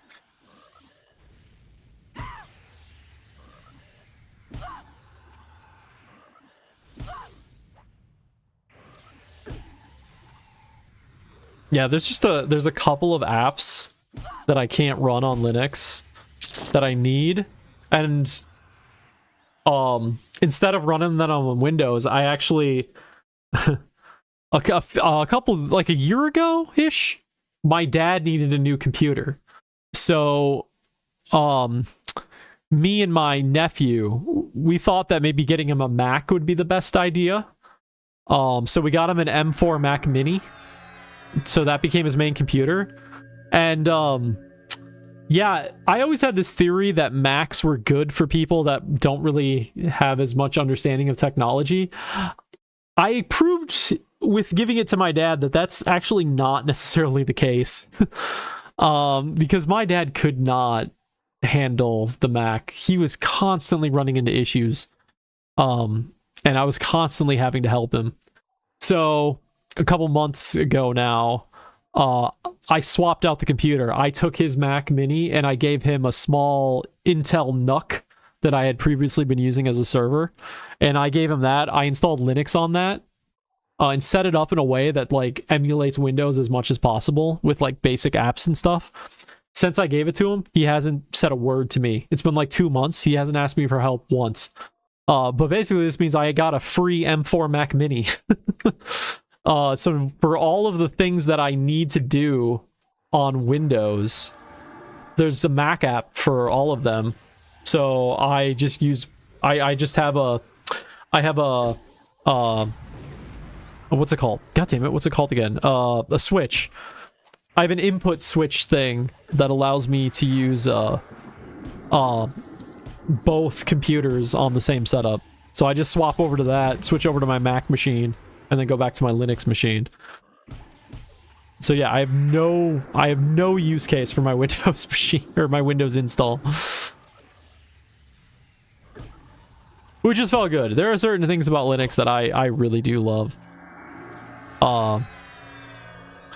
There's this one aspect of it, Linux, that like makes me the most happy, and it's like window management.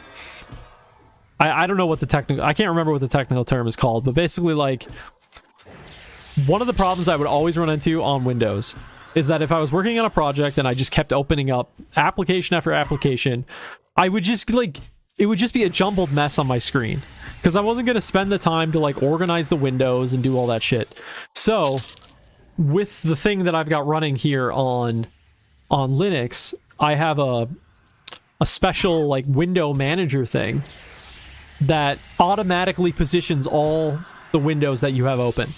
So when you open up a new window, it automatically positions itself and like splits the open space to fit the other application. I love it so much. It's so good for my ADHD brain that never bothers with organizing stuff, and now it's just like everything I need, just all exactly where I want it, and I love it. So like I couldn't even go back to Windows now.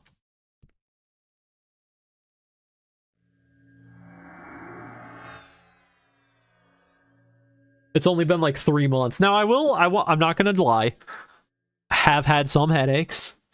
I just ran into an issue this week with video drivers, because apparently the OS install I was using was still trying to download the old drivers, but it wanted the new drivers, and I don't know. It was annoying.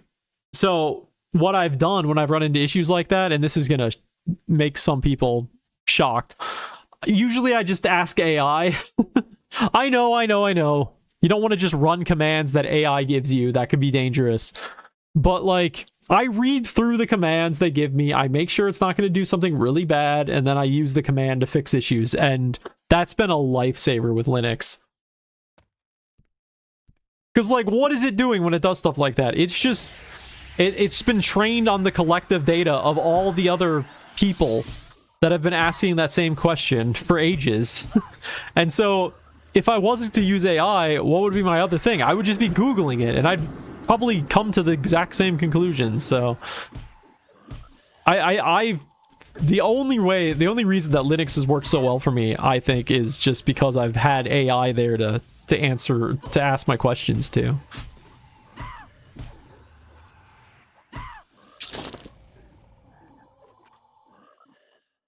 Like, I even set up an Ubuntu server. And I did that with mostly AI guiding me through the way, and it's been great. It's been my server setup now for 3 or 4 months. Set up an old computer, and it's been fantastic. I still have 2. How many did I lure in? Goodness. Okay, this is gonna get hairy.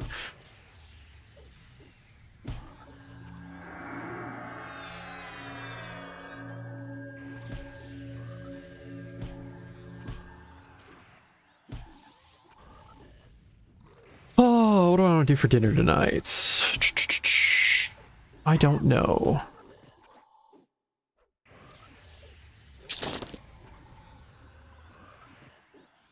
I could do the smart thing and save money and cook the food I have here, or I could go get something.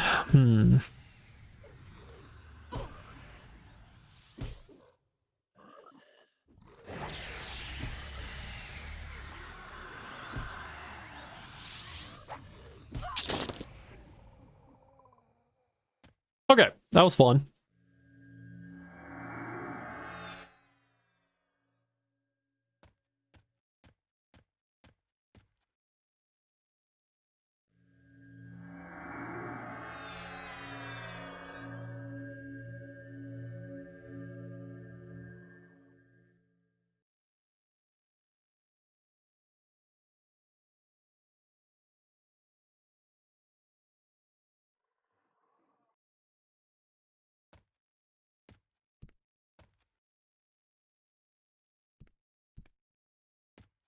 It's funny is when I played this on my Steam Deck, I basically do first person camera on Steam Deck just because it's easier to handle. I had no idea there's like an above in this cavern, because I'd always been looking at it like this. I didn't even realize. Like, it almost feels like in some ways this game was designed to be played in first person perspective with certain ways that the game works.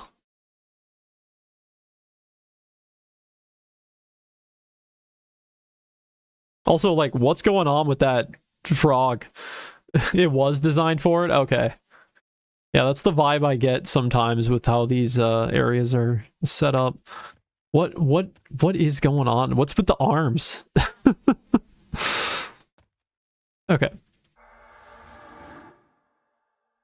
Because yeah, I don't really like playing in first person on my computer, but on Steam Deck it plays way better in like a first person view.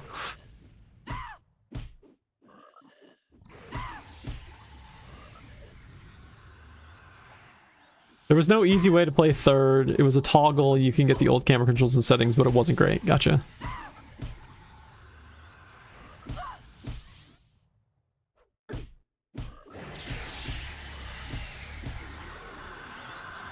A first-person MMO.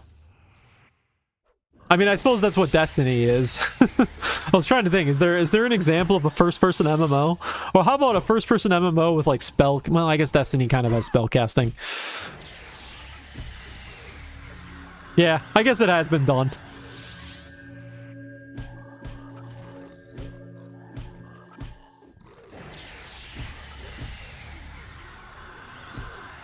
Because by the end of that game's life cycle, it was not a shooter.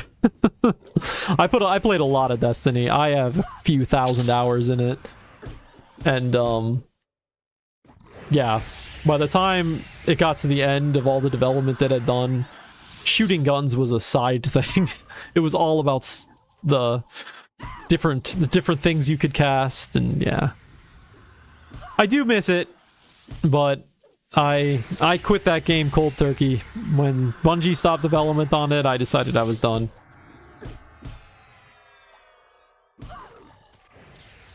MUDs, side-scrollers, or isometric? Yeah, I did... What is it? Multi-user dungeon? Is that what MUD stands for? I'm trying to remember. I did play a text-based, like, MMO thing. Incredibly briefly. It was probably for, like, one day. Back in the... I don't know, 90s? What was text-based? Yeah, I did walk around and go between rooms or something at some point in a game, and that's, like, all my memory of, MUD. I never could get into side-scrolling MMO type games. Like, I think the big one around my time period was Maple Story, right? I think it was Maple Story. I don't know. The whole side-scrolling thing was weird to me, so I never really got into it. And then I've never played Ultima. I've heard a lot of good things about it, but I've never played it. What was the one? There was one game that a lot of people in the Prison Tale community played before PT. I can't remember what it was called. I don't think it was Ultima. It wasn't that mainstream. It was something more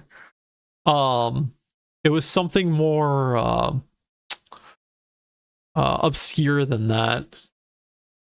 What was it called?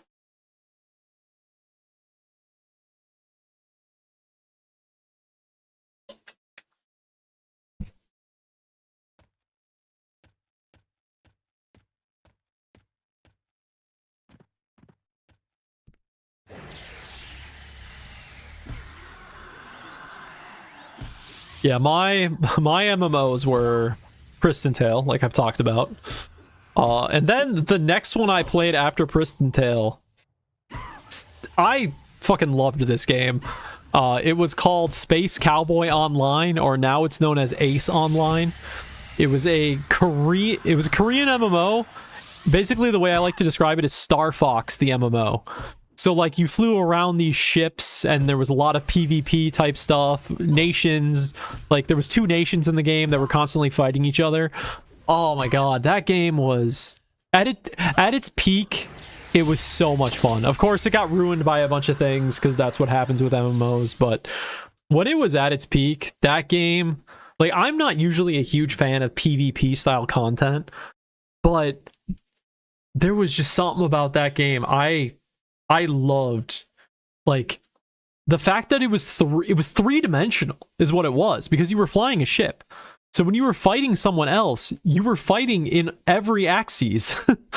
And that made it so much more interesting to me from a PvP standpoint. I ended up getting really good at PvP in that game.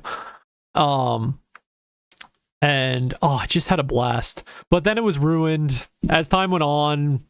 There were certain things that happened to the game, like when the game was big, when I played it, you had your health bar, like the only thing you could do to fix your health bar was have somebody heal you from a certain class. And then by the time I had quit the game, they had added these things that would auto heal you. And so then the PvP just became pointless. Because it was just like, oh, well, whoever's got the auto healing thing is just not going to die in PvP. And it just became completely pay to win. And the game has never come back to what it was since. But back in the good days, before the before that happened, oh, one of the greatest, such a great PvP game. I have this memory. I have this one memory. This was a really cool memory. I stopped playing Space Cowboy for quite a bit of time. And I came back one night. And I decided just to do some PvP, do some world PvP. So I'd go out, go through the map chain, come upon the area where the enemy nation was, and then we'd just start fighting. It's what you would do outside of leveling. And we were, I was in a map, and an enemy guy spawned in, and we just started 1v1 fighting. And we kept 1v1 fighting. And it was one of the best fights I had had in an incredibly long time. Like, it was just, we were matched in our capabilities, and it was so good. You know, either of us would win constantly, but we would come back and keep the fight going.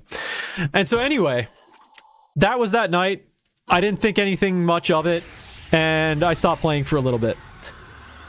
Then I logged back on the game a few months later, and I think the music is too loud. I'm going to turn that down a little bit. I logged back on a few months later, and I decided to log into the enemy nation, thing. So you, as a character, you couldn't log on to the enemy nation's like chats and stuff. You had to make a whole new account in order to do that, and I did it. I don't think you were allowed to do it, but I did it. And I just like chatted in the chat. I'm like, hey, what's up, everybody? They're like, oh, hey, we know you. You're, because I name myself the same thing, right? Like, oh, you're you from the other thing. You know, we fought each other, and you know, and I got a DM from a person, and they're like, hey, I just wanted to let you know, I know this fight was like 3 months ago, but like, I remember that fight that you and me had that night. It was just like, I just want to say that was such a great time. And I like messaged him back. I'm like, yup. Like, that fight was so great. It was literally months later, and the dude was like, oh, I gotta make a message about it. And that memory will stick with me forever. Just like, he went out of his way months later to bring it back up. And yeah, it's one of those things about MMOs, man. Sometimes they lead to events that you just don't get to experience with other things in life. There was other things that I got to experience through Space Cowboy, which was really, really cool. What would happen in that game is there would be constant wars between the two nations. And there was this thing called a mothership battle, where deep inside one nation, there would be a mothership that would spawn, and the other nation had to go and kill it. And what would happen is you would have this fight, I think every week, maybe it was every month, I don't remember. But whoever was the top nation for like kills and stuff the week before ended up being in charge of the defense.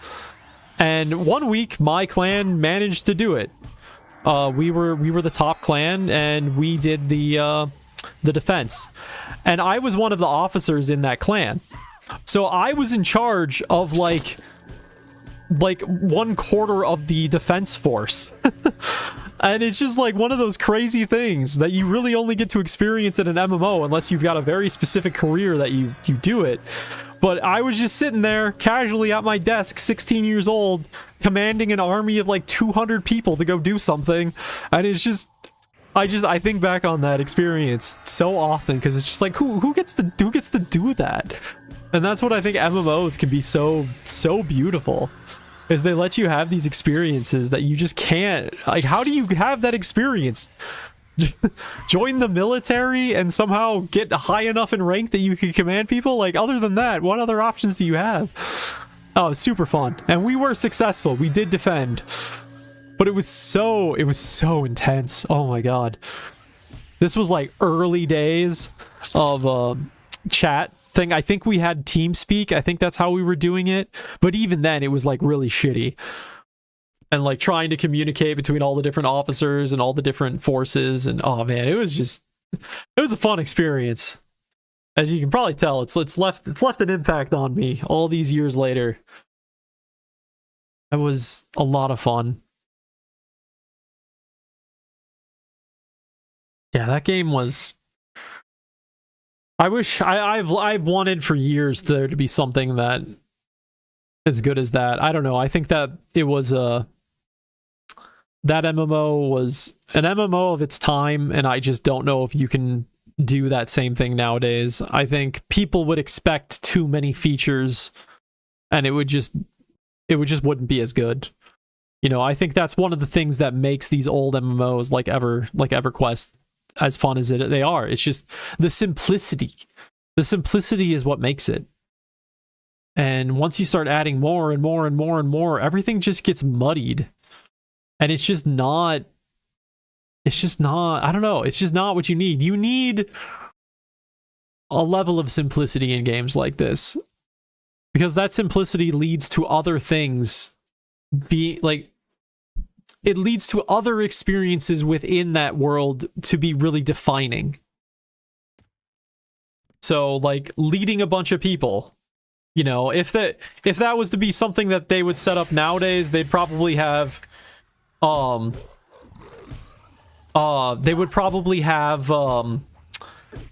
systems that like automatically tell the nation what to do for like defending and whatnot.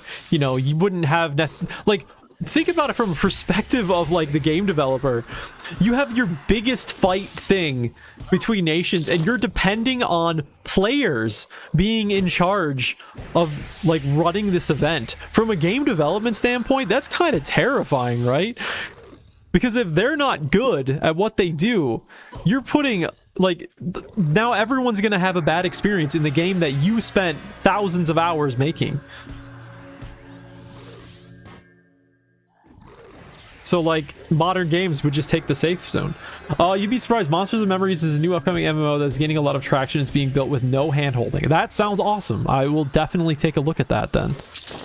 I haven't heard anything about that. But though, to be fair, I don't really keep a pulse on the MMO space these days. I didn't even know this was coming out. I just saw a streamer playing this and it looked fun. Oh, I haven't done buffs in ages. I've been so distracted. Nothing to worry about. Yeah, nothing to worry about. Monsters and Memories. Let me see if I can Google this real quick. Monsters and Memories. Subscription-based, massively multiplayer that is currently in development. Oh, the very first thing I see is a monster called a large rat. I wonder what game this is based off of. There's a lot of XEQ people working on it. Yeah, okay. Yep. I can tell from the very first thing I looked at. No, that's great though. Well, I'll definitely give that a shot then.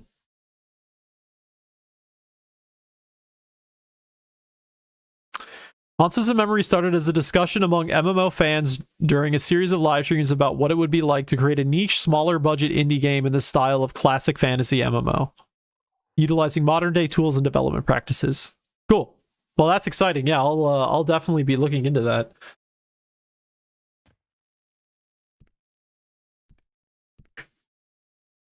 Yeah, but I think for what I was kind of saying though is, I don't think like games like that Star Fox Online, as I like to call it, game, it just would never happen again, because it's that kind of thing. I just don't think there's a market for, unfortunately. I don't even know of any other flying MMOs. Like, that was such a unique thing, and it still is to this day.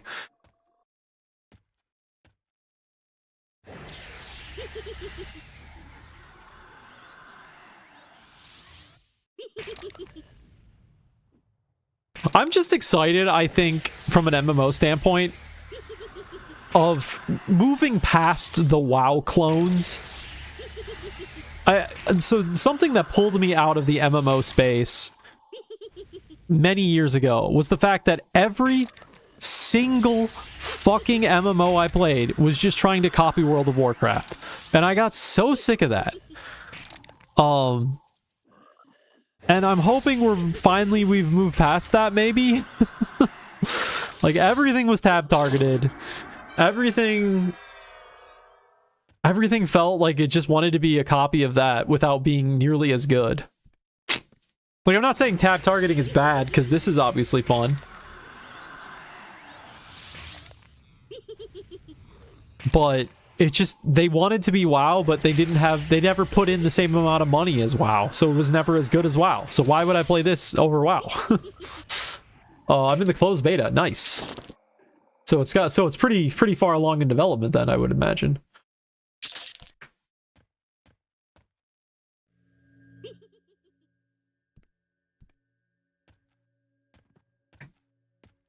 Yeah, that was the sad thing about Space Cowboy. They ended up shutting down the servers. There was an ownership change because it was a Korean MMO. You know, there would be random North American or European companies that would hold the rights to it. And at some point, the rights got sold from one company to another, and they didn't want to move the server, so instead they just closed it and started up a new one. And that was it. That was sad. But we had a fun little goodbye celebration when the end happened, and, you know, it was memorable. The players made the most of it. Oh my god, how did you attack? What? They all just teleported on top of me. I have never seen that before. They are extra pissed. Damn it. Okay, this is actually...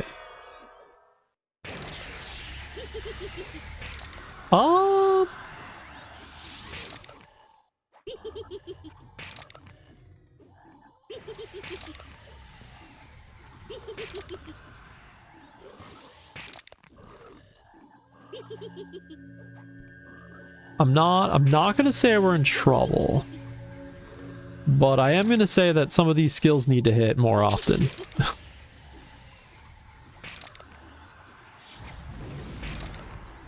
We got the mana to heal out of this.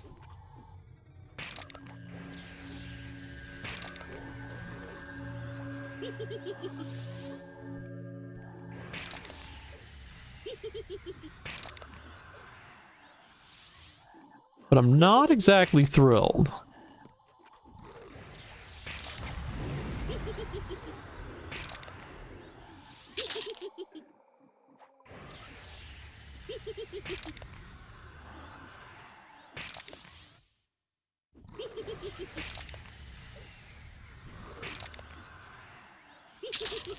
All right, sweet.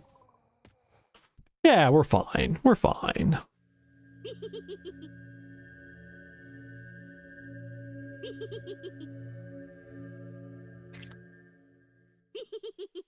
God, I'm probably up to what, like, I'm probably at like 70 hours into this game. That's crazy. I did not think I was gonna play this that much.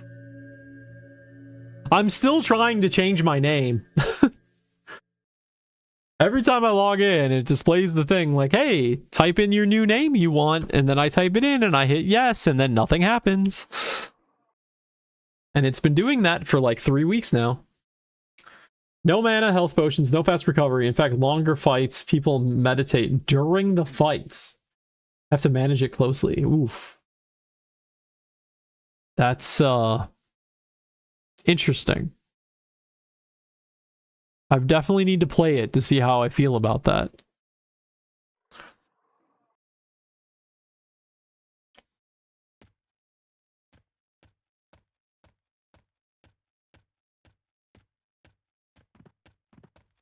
Okay, we need this other guy to work his way around. Can I jump over this? Oh, you can jump over it. I didn't know you could do that.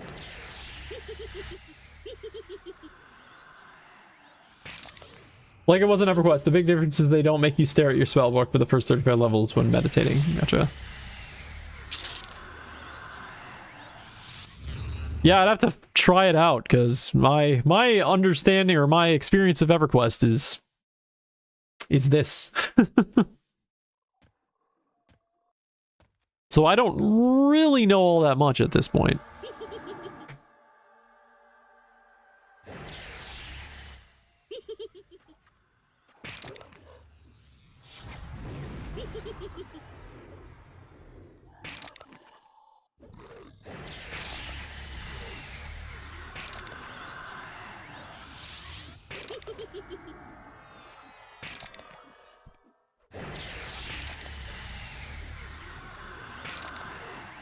What else did I play besides that? I think that was pretty much it. And then WoW. I tried a bunch of other random MMOs. I think I played Guild Wars 2 for a period of time. Never played Guild Wars 1. But I had a friend that played it who really liked it, but I never got into it. I think I was always confused by Guild Wars because it doesn't have like if I remember right, it isn't like a classical MMO. It was more like PlanetSide 1 and 2. I did play I believe I played PlanetSide 2. I was gonna say that was relatively recent, right? But by relatively recent I mean like 15 years ago probably at this point.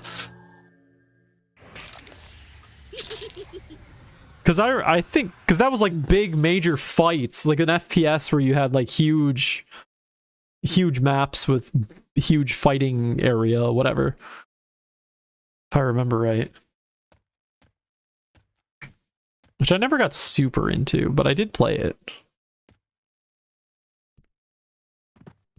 Star Wars Galaxies, which I still play on community servers. Nice. Yeah, I never got into that one either. City of Heroes Villains. Yeah, never went down that path either. I was never really a City of Heroes Villains was your absolute favorite. I was never, as growing up, I was never much of a superhero person. So, I think that's why I always stayed away from City of Heroes. But I have heard good things.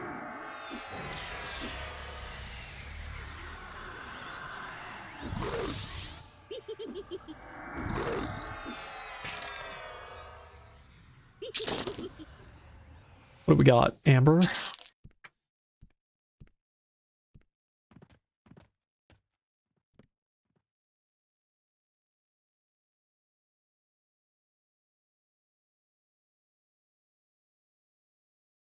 Yeah, yeah, really was outside of all that, it was just Priston Tale for me. I would go back to Priston Tale every now and then. I played it in 2010-ish. I got kind of into it. Actually, I have a story for Priston Tale. I mean, I have a lot of stories of Priston Tale, but I got one that's relevant. Oh, it has the most customization option of MMO your character. You can even make multiple costumes so sizable. Okay, that's cool. I do like customization. That was always something lacking in the MMOs I played, I felt. Oh, except, so the thing about, maybe this was with other games too. Space Cowboy and Priston Tale shared the same feature. You could change the images in your game files so you could customize the look of your character. Now, you would be the only one who could see it. Nobody could see it on their side unless they were, you know, had the same image files set up. But I had so much fun with that. I would go into Photoshop and I would redesign my ship to look certain ways or redesign my characters in Priston Tale to look certain ways. I had a lot of fun with that. Then I'd post pictures on the good old forums of like what I had come up with. The things we did to entertain ourselves in those days. Like, that is one of the things that is the most, that is that losing, I think, caused us the most problem in this space was losing the forum. Discord is no replacement for a good forum. I will die on this hill. You will never have a Discord that will be even close to the usefulness that forums did back in the day.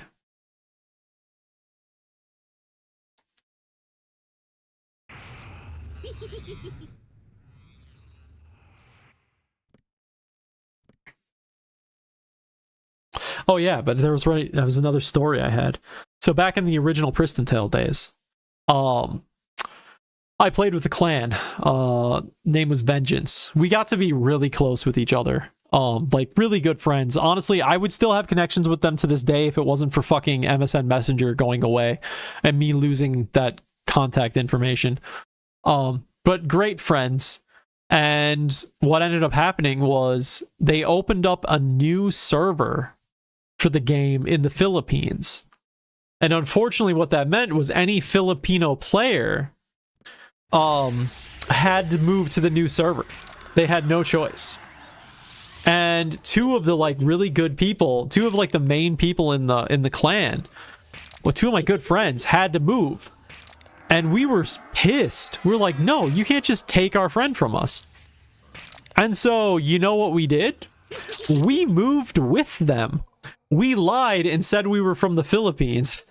And we moved servers with them just so we could continue to play with them. And it was a monthly paid server. So you still had to pay $15 a month or whatever it was. Like $12 a month, I think is what it was. And obviously I couldn't do that living in the United States. So what I had to do was I actually shipped a $20 bill. This sounds so ridiculous now that I say it, but this is what we had to do back in those days. I literally mailed a $20 bill to my friend in the Philippines, and they used that to buy game cards for me so that I could play Prison Tale on the Philippine server. Ridiculous. Nowadays, like, it would be so easy to do something for that, but back in those days, the easiest option was to mail money. Which probably breaks some kind of law, but didn't care at the time. Yeah, and then that was, so basically what ended up happening is we all moved over to this Filipino server, and we were all like, all of our characters were like, not maxed out, but we were all pretty high level. Because we had come from the English server, which had been going on for years at that point. So when it came to like all the competitive stuff, we were destroying every other clan. We took first place in the PvP thing, the PvE thing, we were first place, and we just absolutely destroyed it. And it was because we were way better geared than everyone. I mean, it wasn't necessarily that we were better, we were just better geared. So anyway, what that ended up leading to was a lot of very angry people, understandably, and they reported us. And they looked at our IP addresses or whatever, determined that we weren't actually from the Philippines, and they banned us. But honestly, worth it. The experience I had in that 1 month playing on that server with my friends was, again, one of those experiences that live with me the entire rest of my life. I had so much fun. Like, this is what makes me love MMOs. Even if I don't play them much nowadays. These experiences, oh, so fun. So, my original Prison Tale account got banned. Fortunately, I was friends with enough people that I was able to get a hold of some other characters that from people who had quit playing the game, so I was able to get new characters I could play with that were higher level, but my original... But funny thing happened years later. I was working on development on one of the private servers that I was working on, and it turns out one of the GMs from the English server, technically the same server that I played on when I was a kid, was in that Discord. And at one point I had mentioned my character's name in the original game and mentioned that they were banned. And I wasn't talking to him, he just was reading these messages. He sends me a DM, he's like, hey, just want to let you know, I just unbanned your character. I'm like, what? Like, I never asked for this. I had no idea. He's like, yeah, you were banned. You weren't banned for breaking like any rules. You were just banned because of a character transfer. So it was in my power to be able to unban you. And I was like, oh, well, isn't that nice? So I got to log on to my character that hadn't been touched in like 20 years. And it was such a snapshot into a different time. Like, the server, obviously the servers have moved on so much in those 20 years, but I was able to see all these old items that like had storied history to them. Because there wasn't a soulbound system in Priston Tale. So at least at the time there wasn't a soulbound system, not until I added it. But there was this bow that I had on my character, and this was like a bow with like a history. It had been handed down from players of a certain class over time, and eventually it made its way to me. Had multiple owners before me, and it was like a storied bow in the game, because that's kind of how it worked in that game. And yeah, it was so cool to see it. It was right there on my character. A character that hadn't been touched in 20 years, and it was a cool memory to be able to relive that after so long.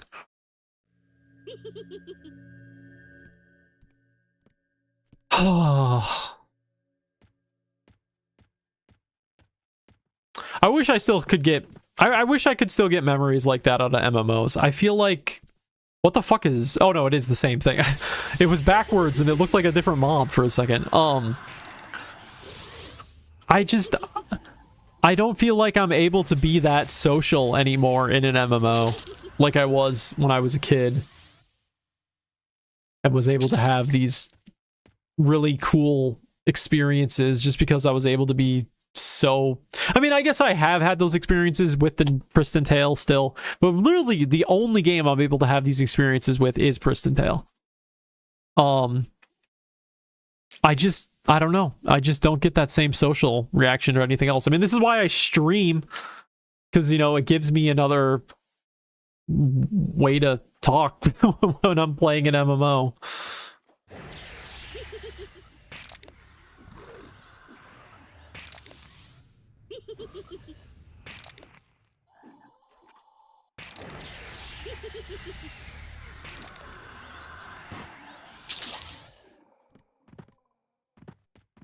God, so many memories.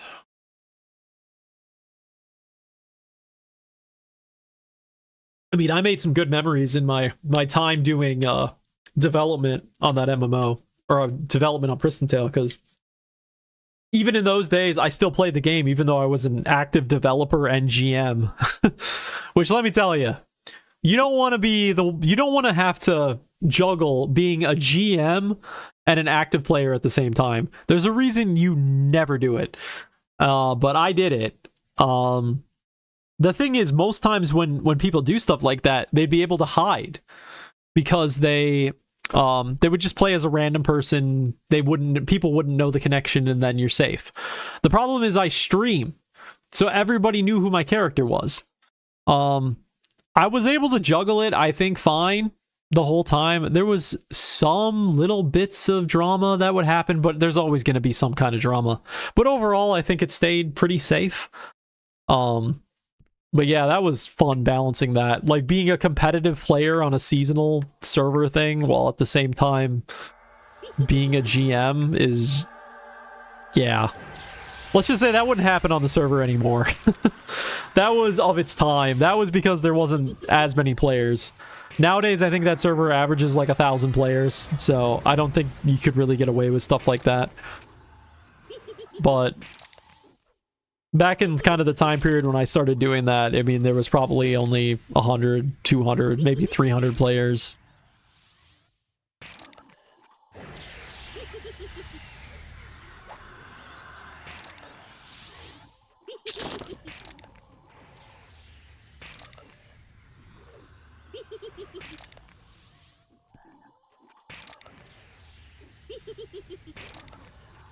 Because Eminem requires grouping, I found a lot less toxicity. To get rested buff, you have to sit around and play or make campfire, which caused a lot of people to say, I love that. I love that. Yep, I was... when I did development on Prison Tale, there was a certain type of play, like, there was a certain type of social that was always the core to what I wanted to do from a development standpoint. Because to me, it was very important to always be able to, you want to put the player into a situation where being social is the correct decision. You want to remove the tension of playing with other players. Like, I think one of the worst games for multiplayer in the history of gaming is League of Legends, because it's so easy in that game to see the wrongs that someone does.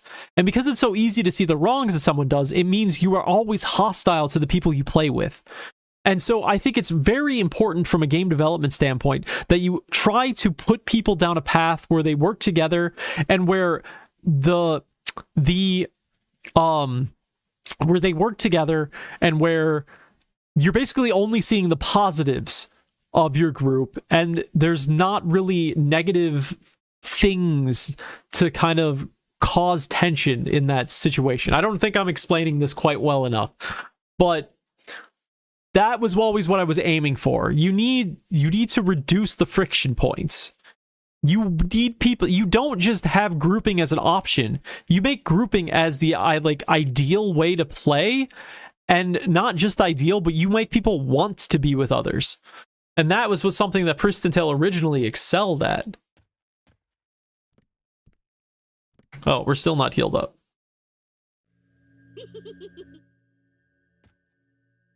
All right.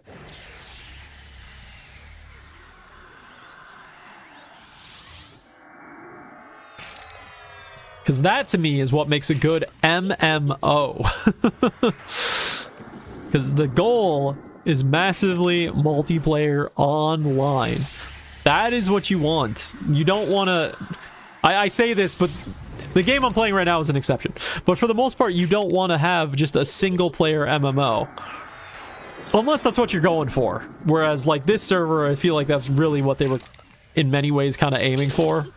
Which, if that's your goal, I mean, it's fine. I mean, that's what made me interested in playing this server, to be honest, but...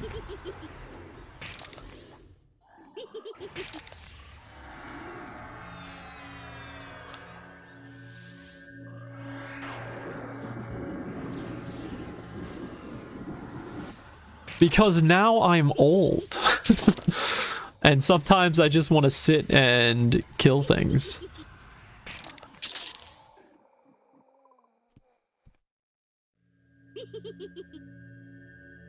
I mean, I'm a little sad that I never got to experience things like raiding and stuff in World of Warcraft. From what people tell me, I mean, that sounds like it was always a really fun experience, but... Could never get past the anxiety and do that.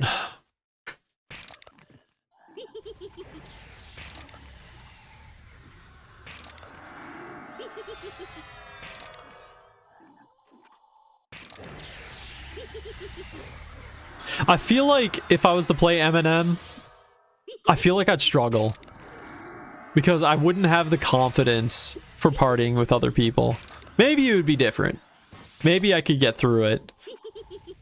But, like, that's where Prison Tale is special to me, because I just have the confidence.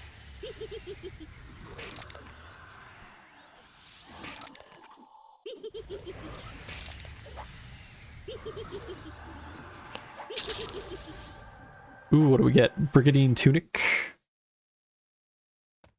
Guess I've gotten that before. What are the stats on that? Chest, 20 AC. Ooh, good AC. Nice. I don't think it's really good for this character or this class combo, but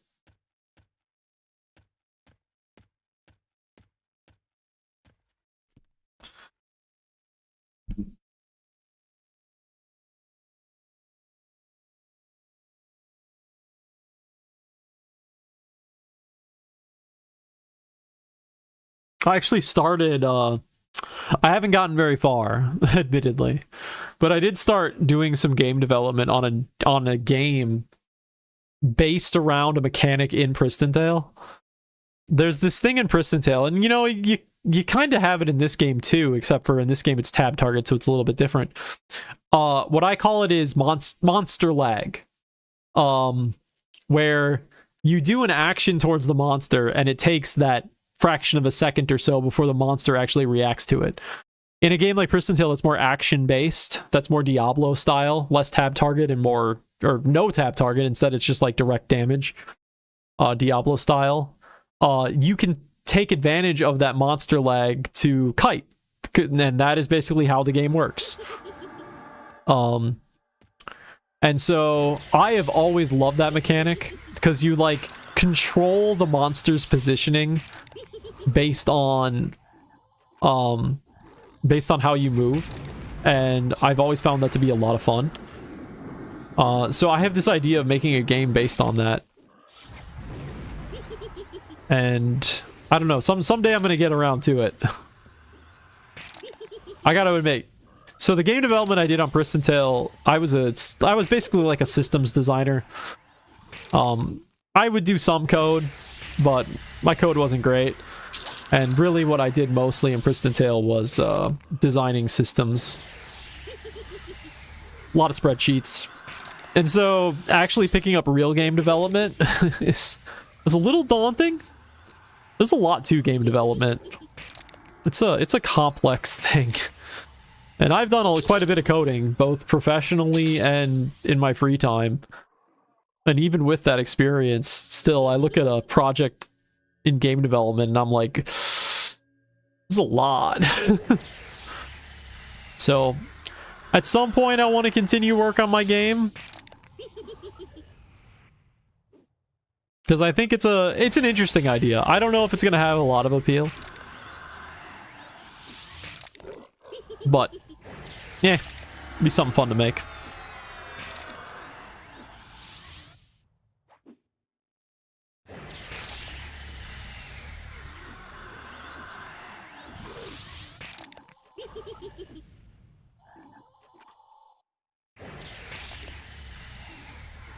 Alright, we've actually made some good progress here. Yeah, we're a little over leveled, but we're only going to stick around this until we hit 45. And as soon as I'm 45, oh, hello. As soon as I'm 45, we'll find something else to go kill.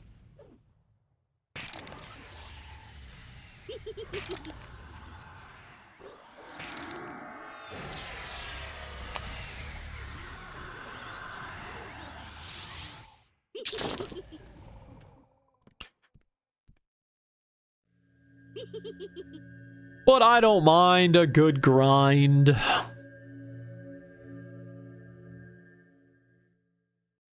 What did we call it back in the day? We didn't call it grinding back when I played Prison Tale. That was a term that came later. I think we just called it leveling. I don't think there was any other term for it back in those days. Just LVL-ING, leveling. Because why would we use E's? Why LEVEL when LVL will do? Some of the words we would shorten. It's like, why? Why even bother?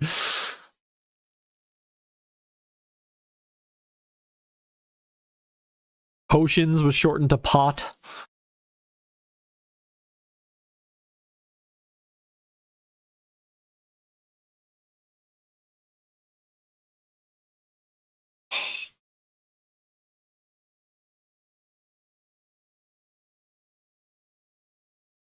Oh, my back. All right.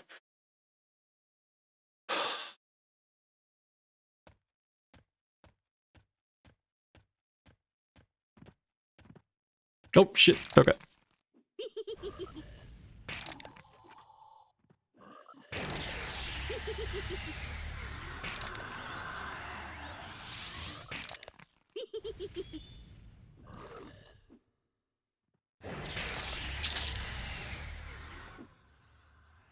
I gotta figure out what I want to do for, like, other classes that I want to level up, or other class combos that I want to level up, because I'll probably...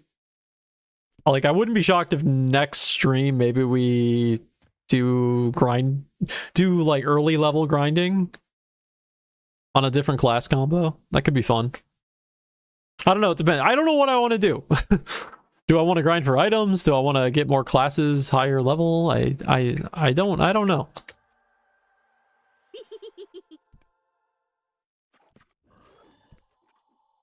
Come here. Okay, fine.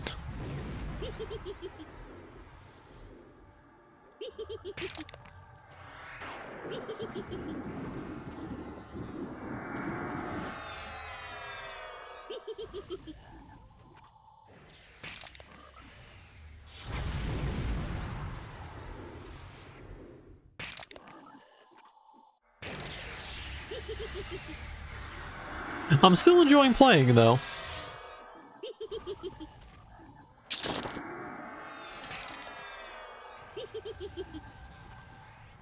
It's funny. It's a weird type of enjoying playing. Like, I feel like with most games, I'd be like, oh, I'm just excited to get to max level. But no, I'm just like having fun just playing. I'm not really caring too much about getting max level, maxing out anything. I'm just having fun playing. Especially as I learn more.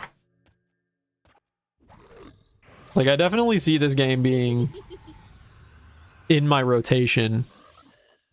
You know, I'm sure at some point I'm going to get bored with it, but... and need to take a break, but I wouldn't be shocked if I, you know, come back to it 3-4 months later.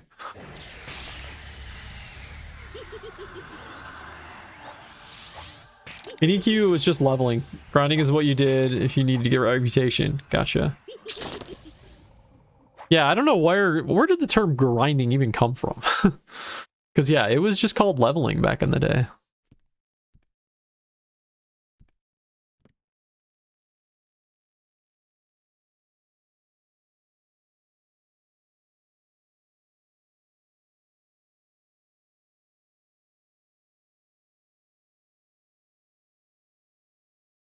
This is a remix of the song from Unreal Tournament. This song was in an FPS. Oh. What a golden era of video game soundtracks.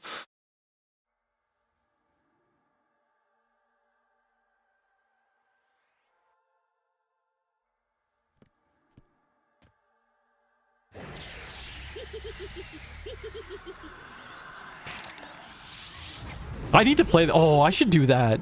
Wait, is there like a campaign? I should do Unreal Tournament facing... no, you can play against bots, can't you? Oh, that should definitely be a stream thing. Assuming I can get it to work on Linux. Which I would imagine I'll be able to do. Because Unreal Tournament, at least the original one, I think is free online. Like, legally free. I would love to play some of that and have the actual... Facing World soundtrack. Foregone Destruction.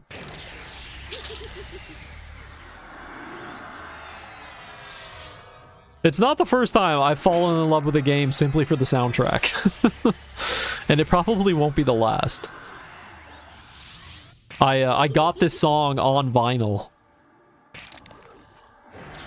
I might listen to that tonight. That sounds fun.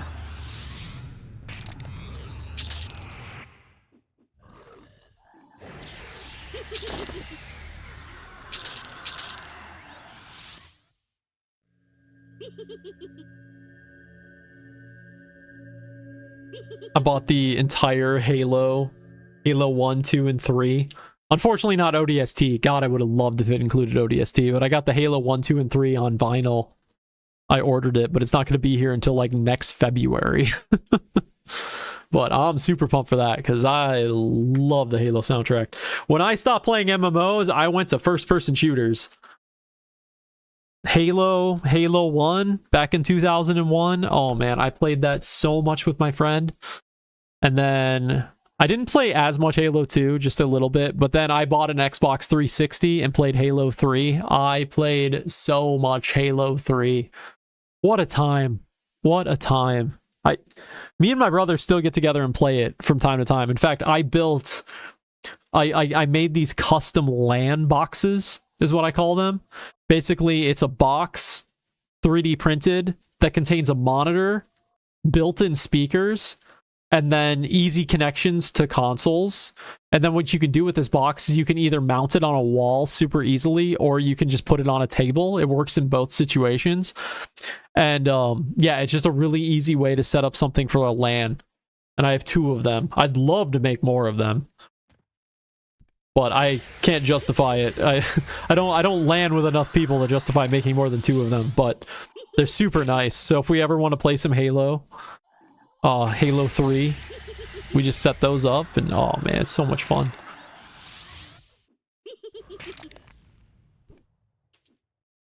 Yeah, outside of MMOs, that's where I have a good amount of my memories from. I played... God, me and my brother would just get together on a Friday night. We would do an evil thing. Let me tell you.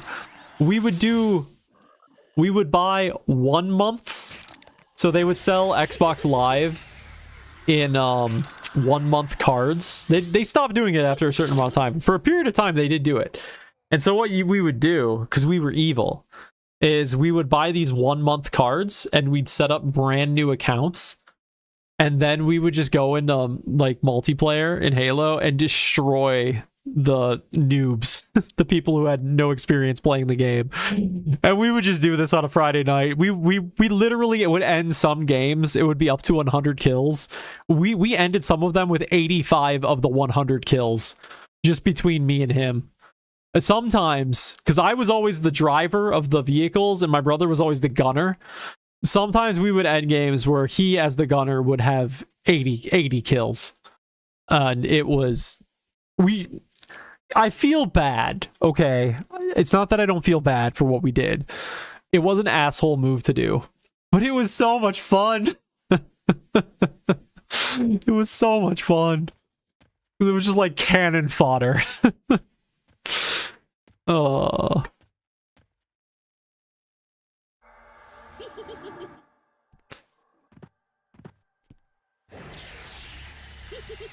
If I turn on my Xbox 360, which I still have, and there'll be like, there's like 20 accounts on the box because of all the 1 months we made.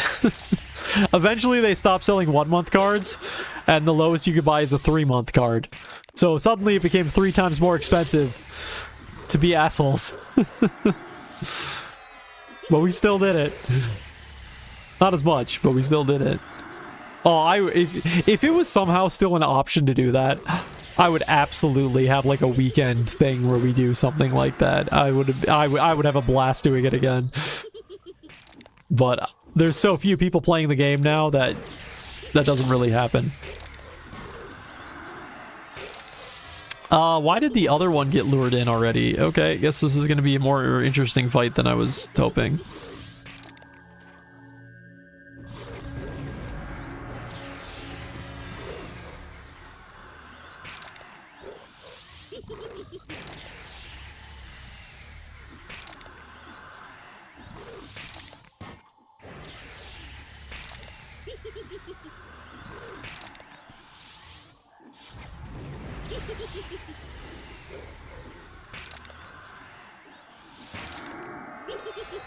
Come on, give me a heal. Give me a heal.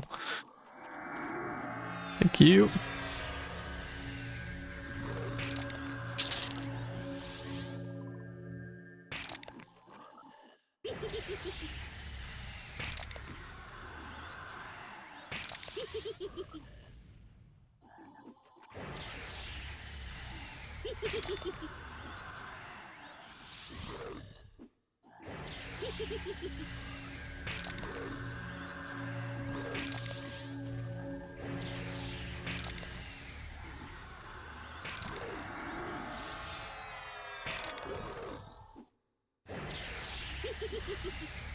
Okay. Well, that ended up being a bit more hairy than I was expecting it to be. The frog lock slave. I'm so sorry, buddy. I'd let you out if I could. Wait, did that work? It did work! I wasn't expecting it to actually open. Okay, run! Be free! Oh no, we'll hang out in here together. Oh no, we're stuck forever. That would be really funny if it actually locked me then. The big eventually one drops off the Ghoul Lord. It is the short sword of Yakesha. Best one-handed weapons beforehand. I highly doubt I've gotten it, but we'll just check my... No, I do not have that. Off the Ghoul Lord. Is the Ghoul Lord in that area we started off the stream in? Or like kind of down that route? Because I don't know. Have I been fighting the Ghoul Lord? I don't think so. Maybe I have. I don't know. I'm not paying attention.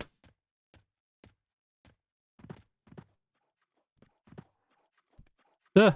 Let's heal up. Let's heal up first. Oh, okay. You're not gonna fight? Oh, okay, we are gonna fight.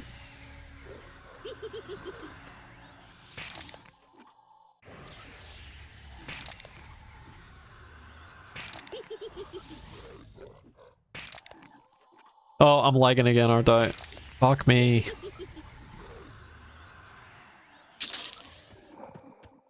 Yep, we're doing it again. Oh well, that's okay.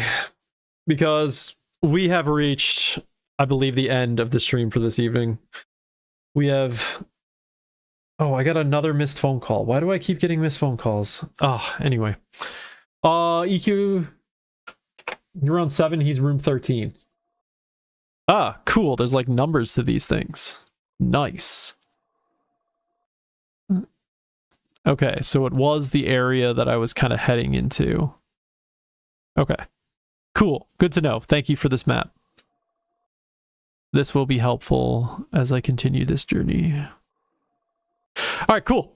Well, anyway, I'm gonna call it there for the evening. We've made some good progress. We gained over a level, 64%. I'm probably just gonna go move over to my couch and continue grinding from my couch. And get up to 45 so I can get that point. And then what we're gonna do next stream, I don't know. We'll figure it out. We'll just hop on and stare at things. Anyway, Gen Ferret, thanks for coming by. It was a pleasure chatting as always. And if anybody else was around, I appreciate it. And I'll be back for another stream, not tomorrow because I'm busy, not Sunday, unfortunately, even though I want to do Sundays regularly. So it'll be Monday or Tuesday. So, all right, I'm out. Take care, everybody. See you again on a later day.